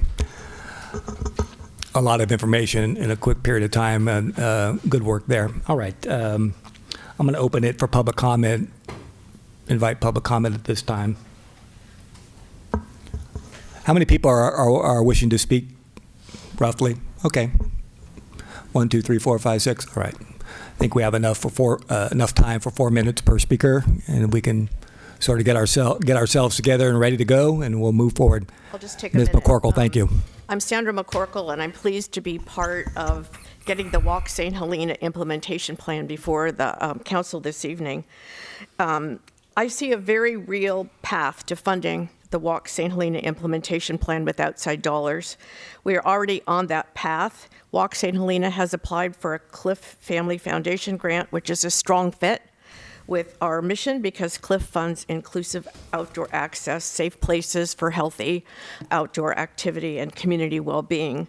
We have already raised more than $15,000 from individual donors, and this is important because it shows a commitment from the community, and it's important when we go to donors to get grants and program support. We're right in step with other small cities around the area. Yountville, Calistoga, Healdsburg have all developed these improving walking trail connections and other access for people of all ages. Right now, we're about to apply for other funding matches. The AARP community funds walk audits and pedestrian safety improvements. America Walks funds community walkability projects. REI supports nonprofits that connect people to the outdoors. Kaiser Foundation funds walking and outdoor activities for health improvement. So right now, this is a really important policy issue for a lot of people, and there seems to be a lot of funding available. So I think it's fundable because it's about health, it's about safety, it's about aging, it's about youth, it's about getting everybody involved. And also, Mayor Doring, I think this is a great step towards our collaborative governance activity where the city can partner with us and we can bring the money in that will help support this activity. So thank you very much for your time, and I hope that you support our initiative. Thank you. Thank you for your service and your comments. Welcome. Thank you. My name is Edward Kuntz, and I live on Spring Mountain Road, particularly close to the lower reservoir area that was already mentioned. I think the objection that I have and my neighbors have is not to the plan itself. I would like to make that clear. The problem is the lower reservoir area. And all I can say at this point, and I hope my comments are not premature because I know it's going to involve further study of it, there are significant issues in the lower reservoir area with parking, with safety, with traffic and the like up that Bieber Road entrance to the reservoir area. We've had significant problems up there in the past. I think some of my neighbors in their comments have addressed that, and we hope as you continue to consider this plan that you address the concerns that we have, the residents, particularly those along Bieber Road. Again, we're not objecting to the overall plan. I certainly am not objecting, and I think my neighbors are not objecting. It is just the question of the lower reservoir. And as you already pointed out, you know that there have been some significant comments made already on the plan regarding the lower reservoir. Thanks for your time. All right, thank you for your comments. Appreciate it. Mr. Coons, thank you. Hi, my name is Paul Asmith. I live at 141 Knoll Circle. Welcome. Thank you. And I lived for 10 years, more than 10 years on Spring Street in St. Helena, and watched all the walkers go back and forth, and myself walked up and down Spring Street for years and years. And some of you may know me as one of the founders of the St. Helena Community Forest. And we love this possibility of a link of this plan to the St. Helena Community Forest. It's an amazing and incredible, unique opportunity for our community. I love the access to everybody throughout our community, north, south, east, west. It's really well done. I also want to share that the Vine Trail has done a great job in helping property owners understand their liability, their insurance, and their private property rights. So I don't think we have to recreate a lot in that regard as far as if there's walking trails that need to go over private property. There's already been a lot done in this county to help like pave the way for us in that regard. And then regarding the lower reservoir, I was invited up there recently by one of the staff, and it is an incredible opportunity for our community. And I want to respect all the neighbors in that area. We have many friends there. And also, it's already being used by people sneaking in, but there is an amazing path around there. There's an incredible opportunity to make it much, much better from a forestry standpoint, but also for a wildfire safety. There's some wildfire safety issues that we looked at, and I know that CAL FIRE was going to go up there as well. But I think it's a great project, well done to the committee and everybody who's worked on it. There's been a lot of hard work put in place, and I highly recommend approval. Thank you. Thank you, Mr. Asmuth. Ms. Brown. Thank you for your time tonight. I'm Linda Brown. My husband and I moved here 8 years ago from a country club life in Palm Desert. We had newly paved streets, no curbs, and miles of walking paths through the desert available to us, not to mention 2 championship golf courses in our backyard. We chose St. Helena for our next chapter in life. It took a few years for me to find the walking hotspots of beauty in town, but I'm sure I've only scratched the surface. But why keep it a secret? Let's make our new neighbors feel welcome, as well as our valued tourists. I've moved over 30 times in my life, living in 3 countries and 6 states. I have a lot of experience making a new home. I've had to recreate my community and recreate myself over and over. Joining the U.S. Navy at 19, I learned the beauty of volunteering as a way of life. Living as expats in Southeast Asia for 15 years, I learned how volunteerism can change the world. Walking is a great way to welcome others. Walking is a great way to stay mentally and physically healthy. As we age, it's important to keep things fresh. As we lose old friends, we need to continue to make new friends, connect to the outside world. We need to get outside and walk for as long as we can in a safe environment. That's our intention, to make St. Helena a safe place to walk and a place to make new memories for both tourists and locals alike. Walk St. Helena is a perfect fit. Walk, volunteer, or both. Please vote yes to support our efforts. Thank you. All right, thank you. Next up, welcome. Hi, I'm Kristen Martin Isdall, and I live at 2486 Spring Mountain Road. I've been a resident of St. Helena for 30 years, raised our children here, and I am an avid walker, love walking this town, and feel very fortunate that we have this amazing town to walk in.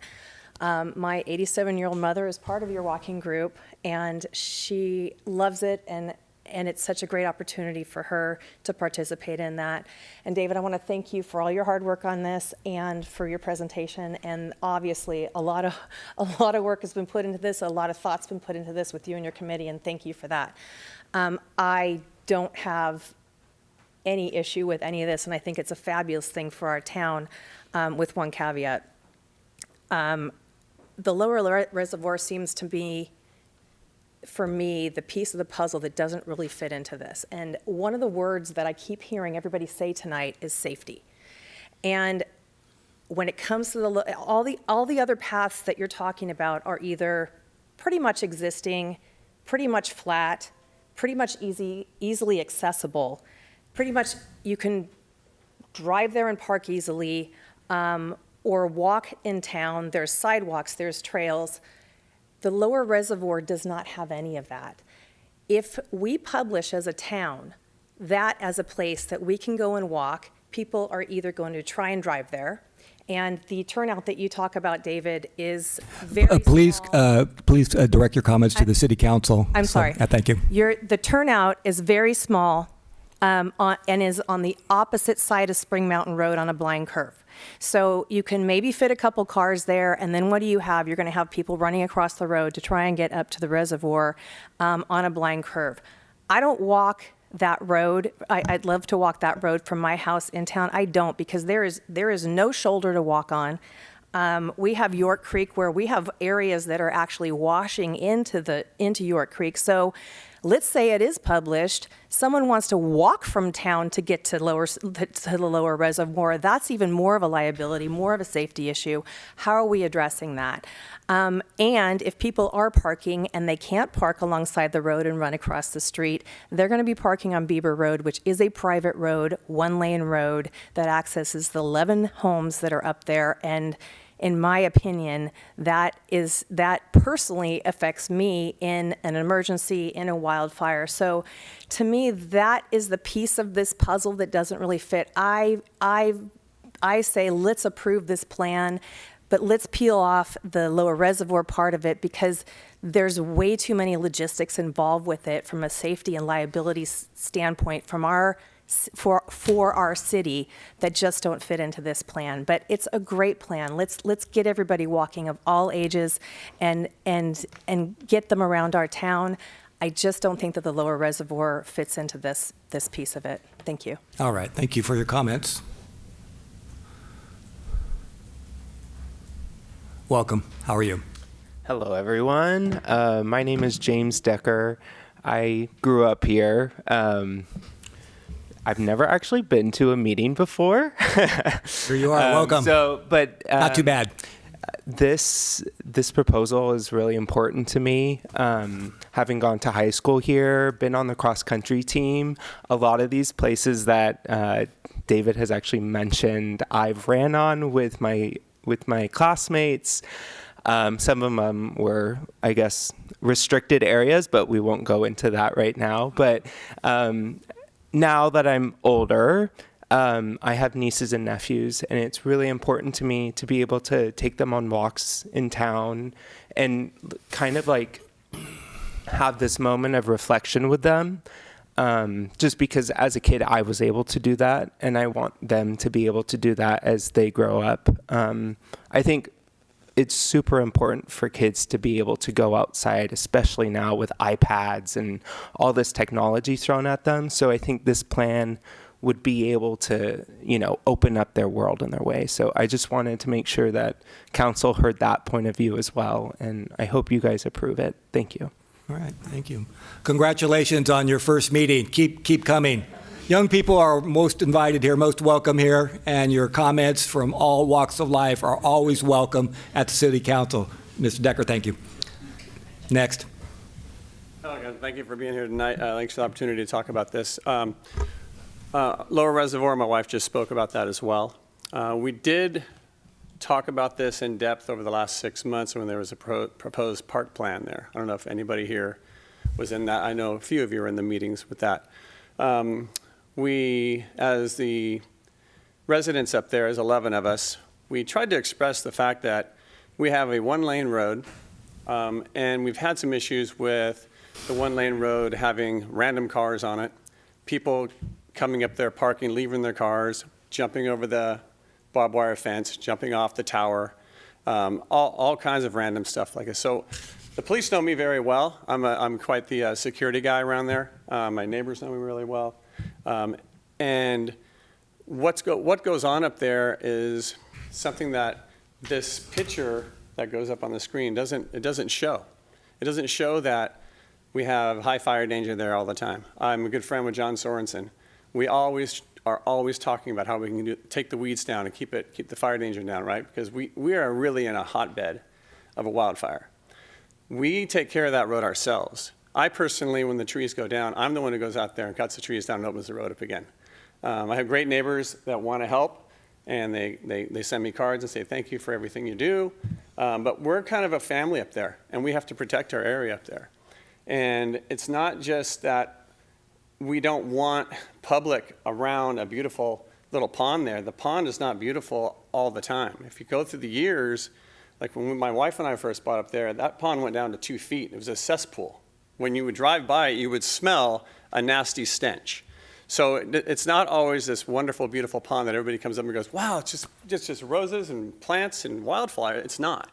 And then when we were going through this over 6 months ago, there was an actual bridge proposed. Okay. So a bridge to nowhere basically is what it is. And when it goes down to 2 feet, what do the kids do? They come up, I think I can jump it. Boom, they jump it, break their neck, they're paralyzed. Where's the city of St. Helena? We're liable for it. So there's a lot of issues up there that a lot of people don't understand when they think about this nice little walking path around a reservoir. We are the ones that live with it year round, okay? And it is a liability, and it is something that we want to actually have the city spend more time on getting rid of the fire danger and everything else that goes around that it just isn't taken care of. So if you go up there tomorrow and just drive around, you'll see that you park on the side of the road on our private road that goes up one lane. You could park on the side of that road and start a wildfire right now. Your time has expired. Finish your thoughts. Last sentence. Yeah. You got so it? Yeah, again, please. you know, One sentence. And we're 100% for walking trails. We love fitness, believe me. My wife and I, we love using the town. We love the fact that even Jim Gamble opens up his entire vineyard for all of us to go through and see the animals and all. It's a great community. We love the community. I've been here for 30 years, from the top of Spring Mountain Road all the way down. Final thought, that was the most dangerous. Yeah, that was your final second thought, but keep going. Yeah, finish your thoughts. That's the most dangerous part of the road, and I've lost 2 mirrors on my F-350s from cars running into me on that road alone. So, Indeed. just wanted to make those points. Thank you very much. I appreciate it. Thank you.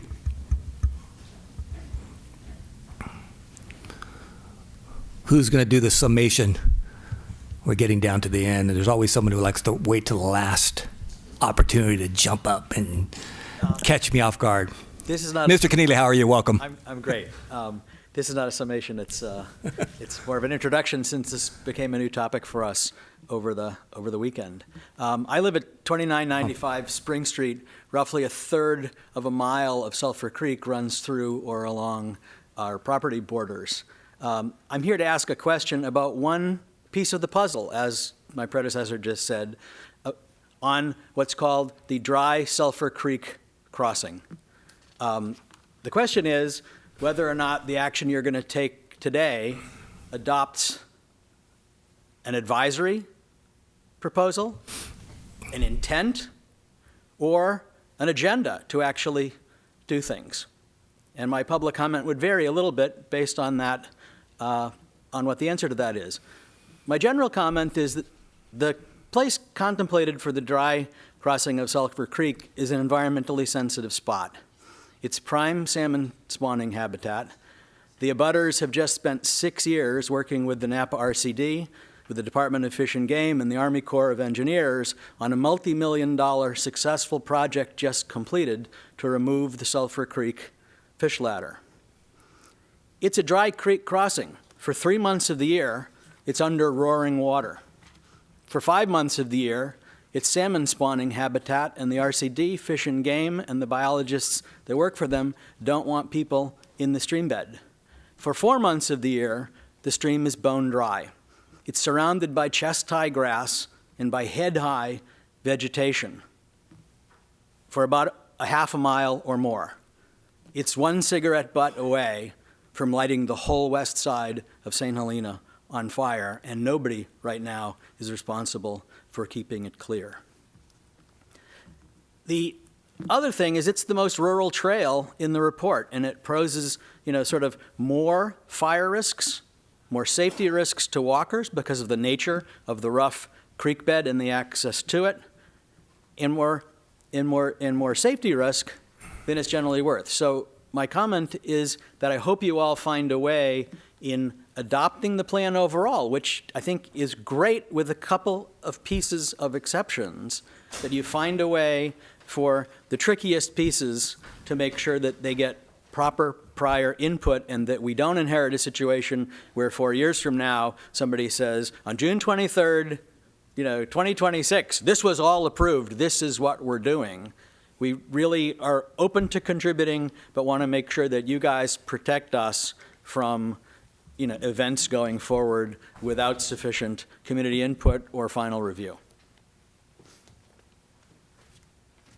Thank you for your remarks.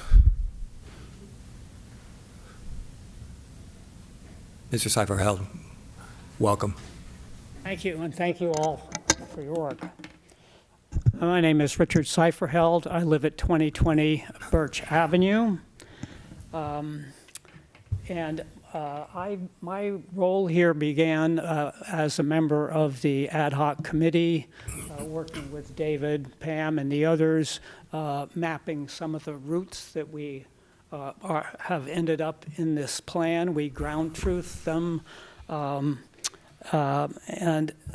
what I want to say in general, from my personal point of view, is I've always been a walker. I've enjoy hiking.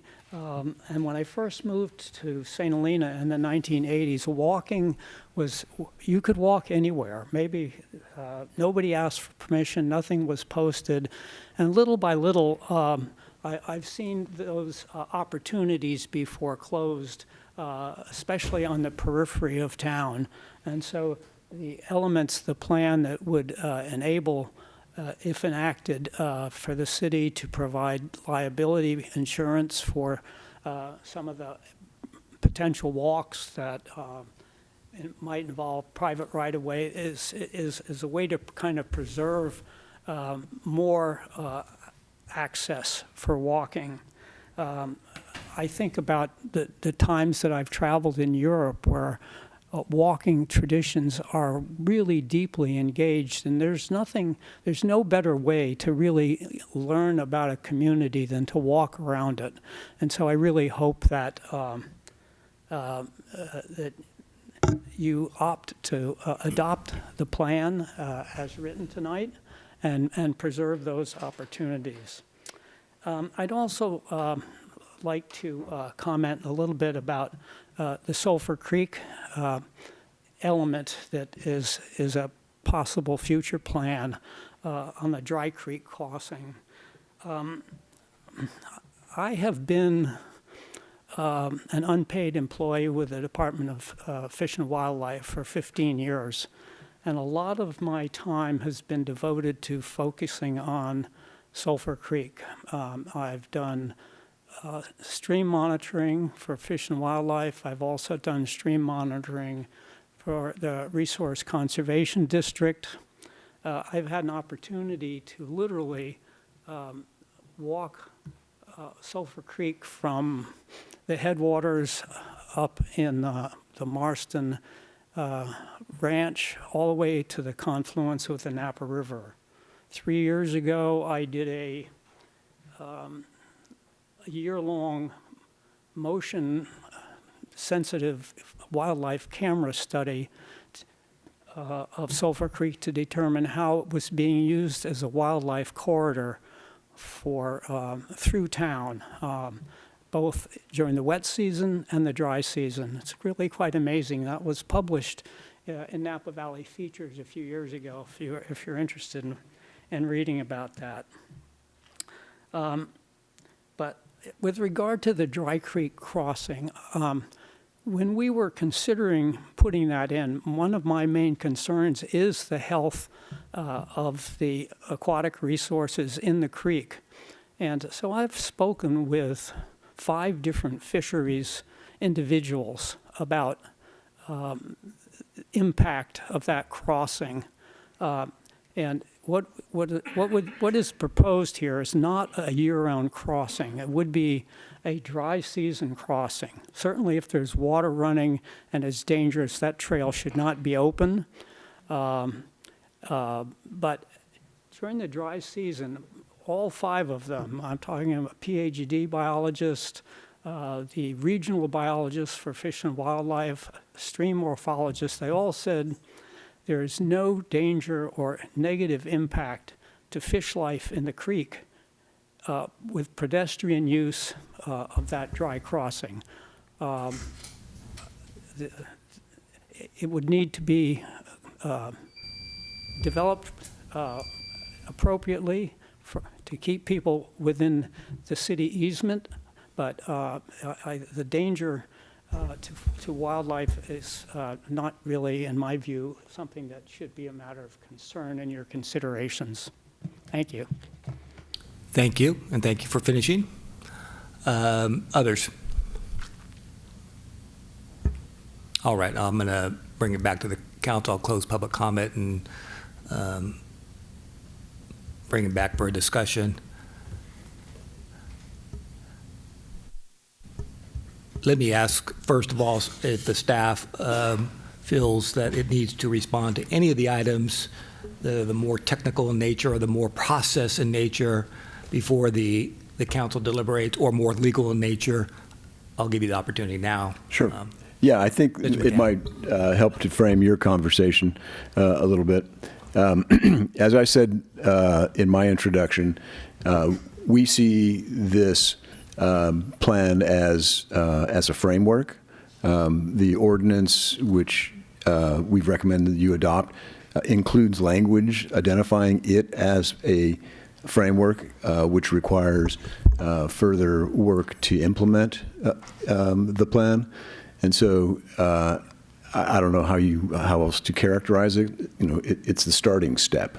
It requires work by the staff to integrate it into our general plan and into our municipal code, and then to identify projects that can move forward.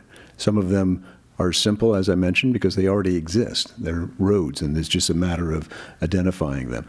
Others don't exist, and they are identified for future action, to design them, to create them. Others exist in a very primitive form, and they may be acceptable, or they may need some improvement. And so we've heard about two in particular, Sulphur Creek and then the lower reservoir.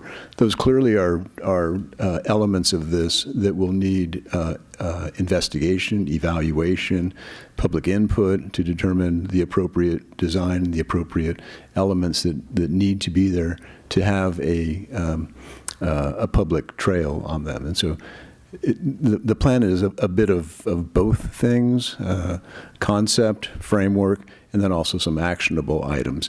But this is, to me, the kind of beginning step. There's been a lot going on, as you heard from Mr. Knutson, but now we're at the point where it can have some standing and become part of sort of the city's elements and have that standing that we can then move forward with actual implementation. All right, and so we might want to hear from our city attorney too. Mr. Walsh. So the only thing I would add to that, I thought that was a good synopsis of my reading of the plan as well. The one thing I would note, though, is that the decision you have before you tonight, your options are outlined in the staff report, and they are limited to just that. You're not in a position where you could say we like all of the plan except for these components and then take those out. It's really in the three options. One, put it on the ballot. Two, adopt it outright in accordance with staff's recommendation. Or three, do the additional study of impacts under Elections Code 9212. You may recall we did that in the case of the Krug Hotel initiative, but those are the three options. So it's not something where you can make changes tonight to what's before you. All right. Anybody want to start off with any reaction to the proposal, the comments from staff and the public? Thank you, public, for, by the way, also thank you for all the 36 letters. I'm particularly pleased by the civility and cordiality of the presentation by all members of the public. That's important as we discuss this, depending on where this goes, but our community just needs to keep talking about things as much as possible, work through our issues, and so I'm pleased to have a nice civil conversation. You can't imagine how pleased I am at my age to have a civil conversation. Mr. Merrick, do you want to get started, or Ms. Deasy, anybody wishing to give us your thoughts, or if you have questions of staff? Yeah, no questions of staff. I think it's been made clear. I'd like to say thank you to David. We talked about this, I believe, 1.5 years ago, and the rest of the team. It's great to see residents coming together to help other residents and tourists. As were pointed out, I think it's a great effort, really thoughtful presentation. I think a lot of the areas, cost, et cetera, have been addressed fairly well. I also want to honor our neighbors on Spring Mountain Road. I think they brought up a lot of key components here that we're going to need to evaluate ultimately, and I didn't read anything in the proposal. In fact, I read it like Mr. McCann, where it contemplates future assessment. And I think that, speaks well to the group. I don't think anybody here is looking to create problems for neighbors. There are neighbors, your neighbors. Likewise with the Sulphur Creek area. So I'm expecting that those areas that are brought up would go under review and we'd have public comment before adoption. I have no reason to think it wouldn't. So well done. How about you, Ms. Deasy? You've been intimately involved in this project. I saw your picture in a couple of slides. Yeah. Vice Mayor, go ahead. Well, yeah, to reminisce, when I moved to town, one of the things that I did was I joined the Parks and Rec. I applied for the Parks and Rec Commission, and I think I was assigned to this subcommittee. I was thrown on it, but it was a wonderful experience, and I met such nice people. And I've done as many as I can of the monthly walks, and I hope everyone, first Saturday of the month, it's a great way to chit chat with people over a couple of miles. So. Yeah, I think it's great. I think to the point, of course, we will implement things with care, but there's so much good in it. Thank you to David, who's kept this going for so long, and to everyone who's been involved. I really like that. Well, a couple of things. That this is for residents and for visitors. We all know that we enjoy it, but there does need to be a reason to come to St. Helena, and I think this is a sort of an easy one. And the other thing I loved about the public comment, we didn't get form letters. We got a lot of really thoughtful letters, all with a slightly different perspective, and it was just neat to read all those. But yeah, and I would say, of course, the ones that are trickier. Of course, we want to pay attention to implementation and safety and all concerns and do things right. I can't imagine anyone would say or think otherwise. But thank you, everyone. Right. Councilmember, anything to add to this love fest? I also want to say thank you very much. I know this is a lot of work that went in. So thank you very much to our residents and our community for putting this together and being so thoughtful about it. And thank the public also for all the public comments. Very much appreciated everything, and especially hearing even more regarding the concerns. It's great to hear all of the optimism, but also good to hear some of the concerns so we can make sure that those things are vetted and tended to as they should be. If anything should move forward, it's moved forward in the right way. So I appreciate all the comment from the staff saying that will definitely be taken into account when we're looking at these things moving forward. But I think overall it's a great idea to have the opportunity for people to be able to walk around in town more, and having a GPS where they can locate where these little walking places are, I think would be great for everybody here in town. So yeah, I'm overall, thank you very much, everybody, for all of the hard work, and I'm looking forward to us moving forward. All right. Can I ask one more question? Of course. Thank you. I like to have a dialogue every now and then, so. Oh, no, sorry. No, I'm inviting you, please. There was one comment that stuck out to me, which was, I think, by Carl Dean, who is a business owner, so he encouraged us to pass and basically get busy with implementing the plan. And I think that might be one concern that's out there, is that it's passed and not enough happens. So what does it look like in terms of first steps, or, Well, thanks for asking that, because there is work to be done. And there's different folks will have opportunities to help. And so it truly will be an opportunity for public-private collaboration. But we've already been working on this. We can see the merit in the plan and anticipated that the council would agree with that. So a few weeks ago, we've already torn the plan apart to look at implementation needs. Joe and I have a meeting tomorrow to follow up on a meeting that we had today anticipating. So we will develop an implementation plan. We'll engage with Mr. Knutson and others and develop a plan or a strategy to include our other advisory groups. Parks and Recreation has a role in this. ATSC has a role in it. The community has a role. So we've been thinking about what to do, and it's not going to lie around. We'll get cracking on it. All right. Well, I am wholeheartedly supportive of adopting the measure as an ordinance tonight. There's no doubt about it. But at the same time, I'm,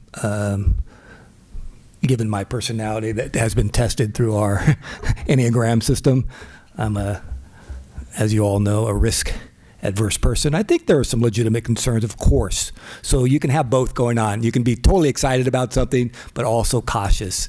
And so some of the points that are made about fire, we've lived through fire. People are a little skittish about that, and rightfully so. I think we have to make a commitment to our community that we will take all of those concerns into account as we move forward to develop the plan and to implement it and work it out.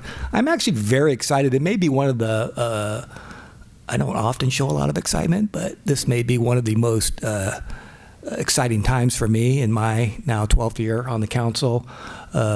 The persistence and the resilience of the group to continue to go forward and to move forward is great. But yes, there are true concerns that particularly when you're in high fire zones, we don't want to invite people to make things worse for folks. So we have to be very cautious and sensitive to the needs of folks. And I'm sure we'll do that. I recognize the folks that are in the audience who are participating in this project, and I want to be a participant in it, recognize the concern. There's no doubt about it. I know that in the heart of hearts. So I would just caution that we want to be really intentional about the maps and what goes on those maps and what doesn't go on those maps. Right? And we may have to have a policy discussion on maybe there's a map for locals and a map for others. We have to be really cautious about that. There are a lot of unintended consequences. Again, I've got a lawyer's brain, a risk-adverse brain, and so that's where I'm going. Part of me says, hey, there's a secret pathway. I want to keep it secret, but obviously that's not the way the world works, because there's something really special about discovery of a pathway. But overall, I love the plan, all the effort it's gone into. I've been following it all along with David closely as possible. I think we need to pay attention to all the things that have been brought up. Uniformity of signage. Signage has spent some time on signage. Signage is a big deal. Think about unintended consequences. Avoid trying to invite people to a location that could be dangerous for them in general. And it could be as simple as inviting someone to the CIA on a walking path. They have to cross a highway to get there. And I experience this every day with students trying to get there. We need to solve that problem for those students there and for everyone else in our community, but we don't want to invite people into a hazardous situation. I think we can work on that one, but there are other areas. Or we don't want to invite people to a place that is not open to the public. We have to be cautious about there. There are areas in town that are by appointment only, for example. They may have special gardens. They may be very inviting, but a visitor would not know that, right? And some people don't want folks traipsing into their winery or whatever without the permission of the owner. So we have, again, caution, but the upside is health, wellness, mental well-being in a time when we can all use that. I think we need to be outside and we need to take advantage. The best thing we have going for us in St. Helena is our physical beauty. I've always said that. It's one of the most beautiful places in the world, but we just need to be respectful. As always, as you all know, I'm a person of balance. So you have to look at things. It's not a binary situation. We should adopt this tonight, and I hope we do. I'm very excited about it and looking forward to the step-by-step processes. but also some meaningful thought about potential risks and hazards. I think that's what we deserve to give to our community deserves to hear from us going forward. So I would be happy if somebody would make a motion. We have a couple choices here. I've stated my position. I think we should just adopt the ordinance. I think there's overwhelming support for it, for a ballot measure. I've been following this quite some time. I think it would not be a good use of our money to put it on a ballot. Not really even a good use of our, was it 9212, 90 report? I don't know if we'll learn anything more, although there are a few things I'd like to learn. One of the things I was thinking about is, folks are talking about the easements that the city has. Well, that's easier said than done. We may have easements over other folks' property, but that does not necessarily allow us to give others an easement. We have to check each one of those situations, situation by situation. Easements are limited by their language, correct, Mr. Walsh? And we have to be careful about that. We've had past situations where we have an easement and people assume that because the city has an easement, everybody can use that easement, and that is not the law, correct? Yes, it's a contractual document and you have to look at the specific language of the easement and what rights are granted through that. Anyway, I'm excited about this, even though it doesn't seem like I am, but I very much am. I'll look for a motion as anyone sees fit. I'll make a motion to adopt. Second. Okay, to be clear, let's get some more language here so we know exactly what we're doing. Mr. Walsh. Yeah, so, adopt the ordinance implementing the walking plan. All right. And who made the second? Vice Mayor Deasy made the second. Roll call. Thank you, Mr. Barrett. Councilmember Barrick?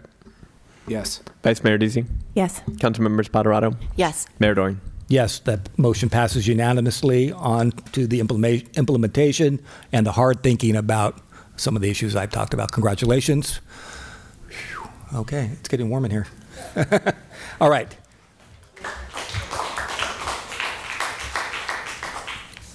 I invite others to stay engaged in the process. Neighbors should stay engaged in the process. Please look to those neighbors who spoke tonight. I think that'd be very helpful to bring them into the process. I would also invite you to bring younger people into the process. Yeah, I would invite you to connect with the neighbors who spoke and keep them informed about various plans. Keep connected with the city council, especially your mayor. Really work to get more a bigger group of folks involved, particularly younger people who have even a greater stake than us seniors. And I'm one of those now. Yeah, just qualified for Medicare. All right. Okay, where are we, Mr. Bradley? 14 city council reports. We are. There were so many listing of names on this sheet that I couldn't find my way around it now. But yes, we are on item 14, city council reports. Anything from others? I have report out for the Up Valley Waste Committee. So there's been some questions around closure of Clover Hill Flat? Clover Flat? Clover Yep. Flat. Thank you, Mr. Mayor. Their preliminary date has been pushed back. It looks like it's going to be another year. It's going through the process, so we got an update on that. It is still going, but there's a lot of regulatory concerns. I know we've all seen some chatter online that it's been abandoned. It is not. These things take time. They're state regulated, and things need to line up. So we got an update on that. There is a fund that we can use to get street sweepers if we wanted a new street sweeper or other related components. And I'd encourage staff to take a look at that and come back creatively. Calistoga's cleaning our clock there. Mr. Cooper is very, very creative. So yeah, but their roads are a lot worse. That's very true. That came up as well, Mr. Mayor. Thank you. All right, others? Vice Mayor Deasy. Thank you. Yeah, I wanted to, thank you, Aaron, that's helpful too. I appreciate being kept abreast of that. But we had a sort of a really productive water and wastewater committee meeting, so I thought I would share, or just, it was a lot. I think there's progress. But we began receiving a water leak report to review so we can think more strategically about the priority of water line replacement. I thought that was nice. Thank you, Joe. And so it's not just age, right, but where leaks are problematic. So really interesting.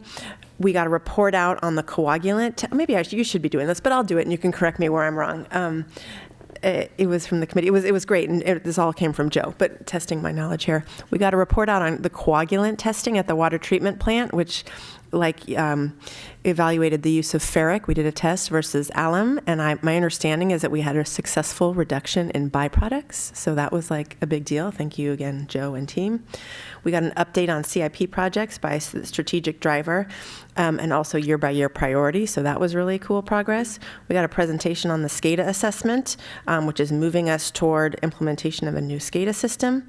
And we had a discussion on implementing a management of change procedures, so that when we have changes in processes, we are ensuring we're thinking ahead to think about possible what might happen and have strategies for that, whether it's communication strategies or changes. So it was just like such an impressive meeting. And thank you, Joe, and team. All right. Thank you for the report. Anything from you, Ms. Spadaroto? All right. Well, I just wanted to congratulate the community and the sponsors of the Pride event that occurred here over the weekend. A beautiful event, wonderful event, well attended. A lot of interesting folks performing. A lot of vendors, a lot of nonprofits. Just a really, really good vibe there. Thank you to the Oddfellows for opening up their backspace and Aaron Martin Design. And to the community for supporting that event. I was very pleased to be there. I made a few remarks that are on camera, right? I think someone was filming me while I was talking. But the only other thing on NVTA, despite my strong resistance, I've been appointed to the chair of the NVTA. I'm just kidding. I'm next up because I'm the vice chair, but it's my turn, and I will have my first meeting in July. What does that mean for the city of St. Helena? A little bit more face time with the executive director and the staff, just more opportunities to bend the ear and advocate for our community, which I fully intend to do. So that's it for me. All right. Anything else, Mr. Bradley? All right. Is it time for me to adjourn? Well, then find joy in your life. This meeting is adjourned. Thank you very much.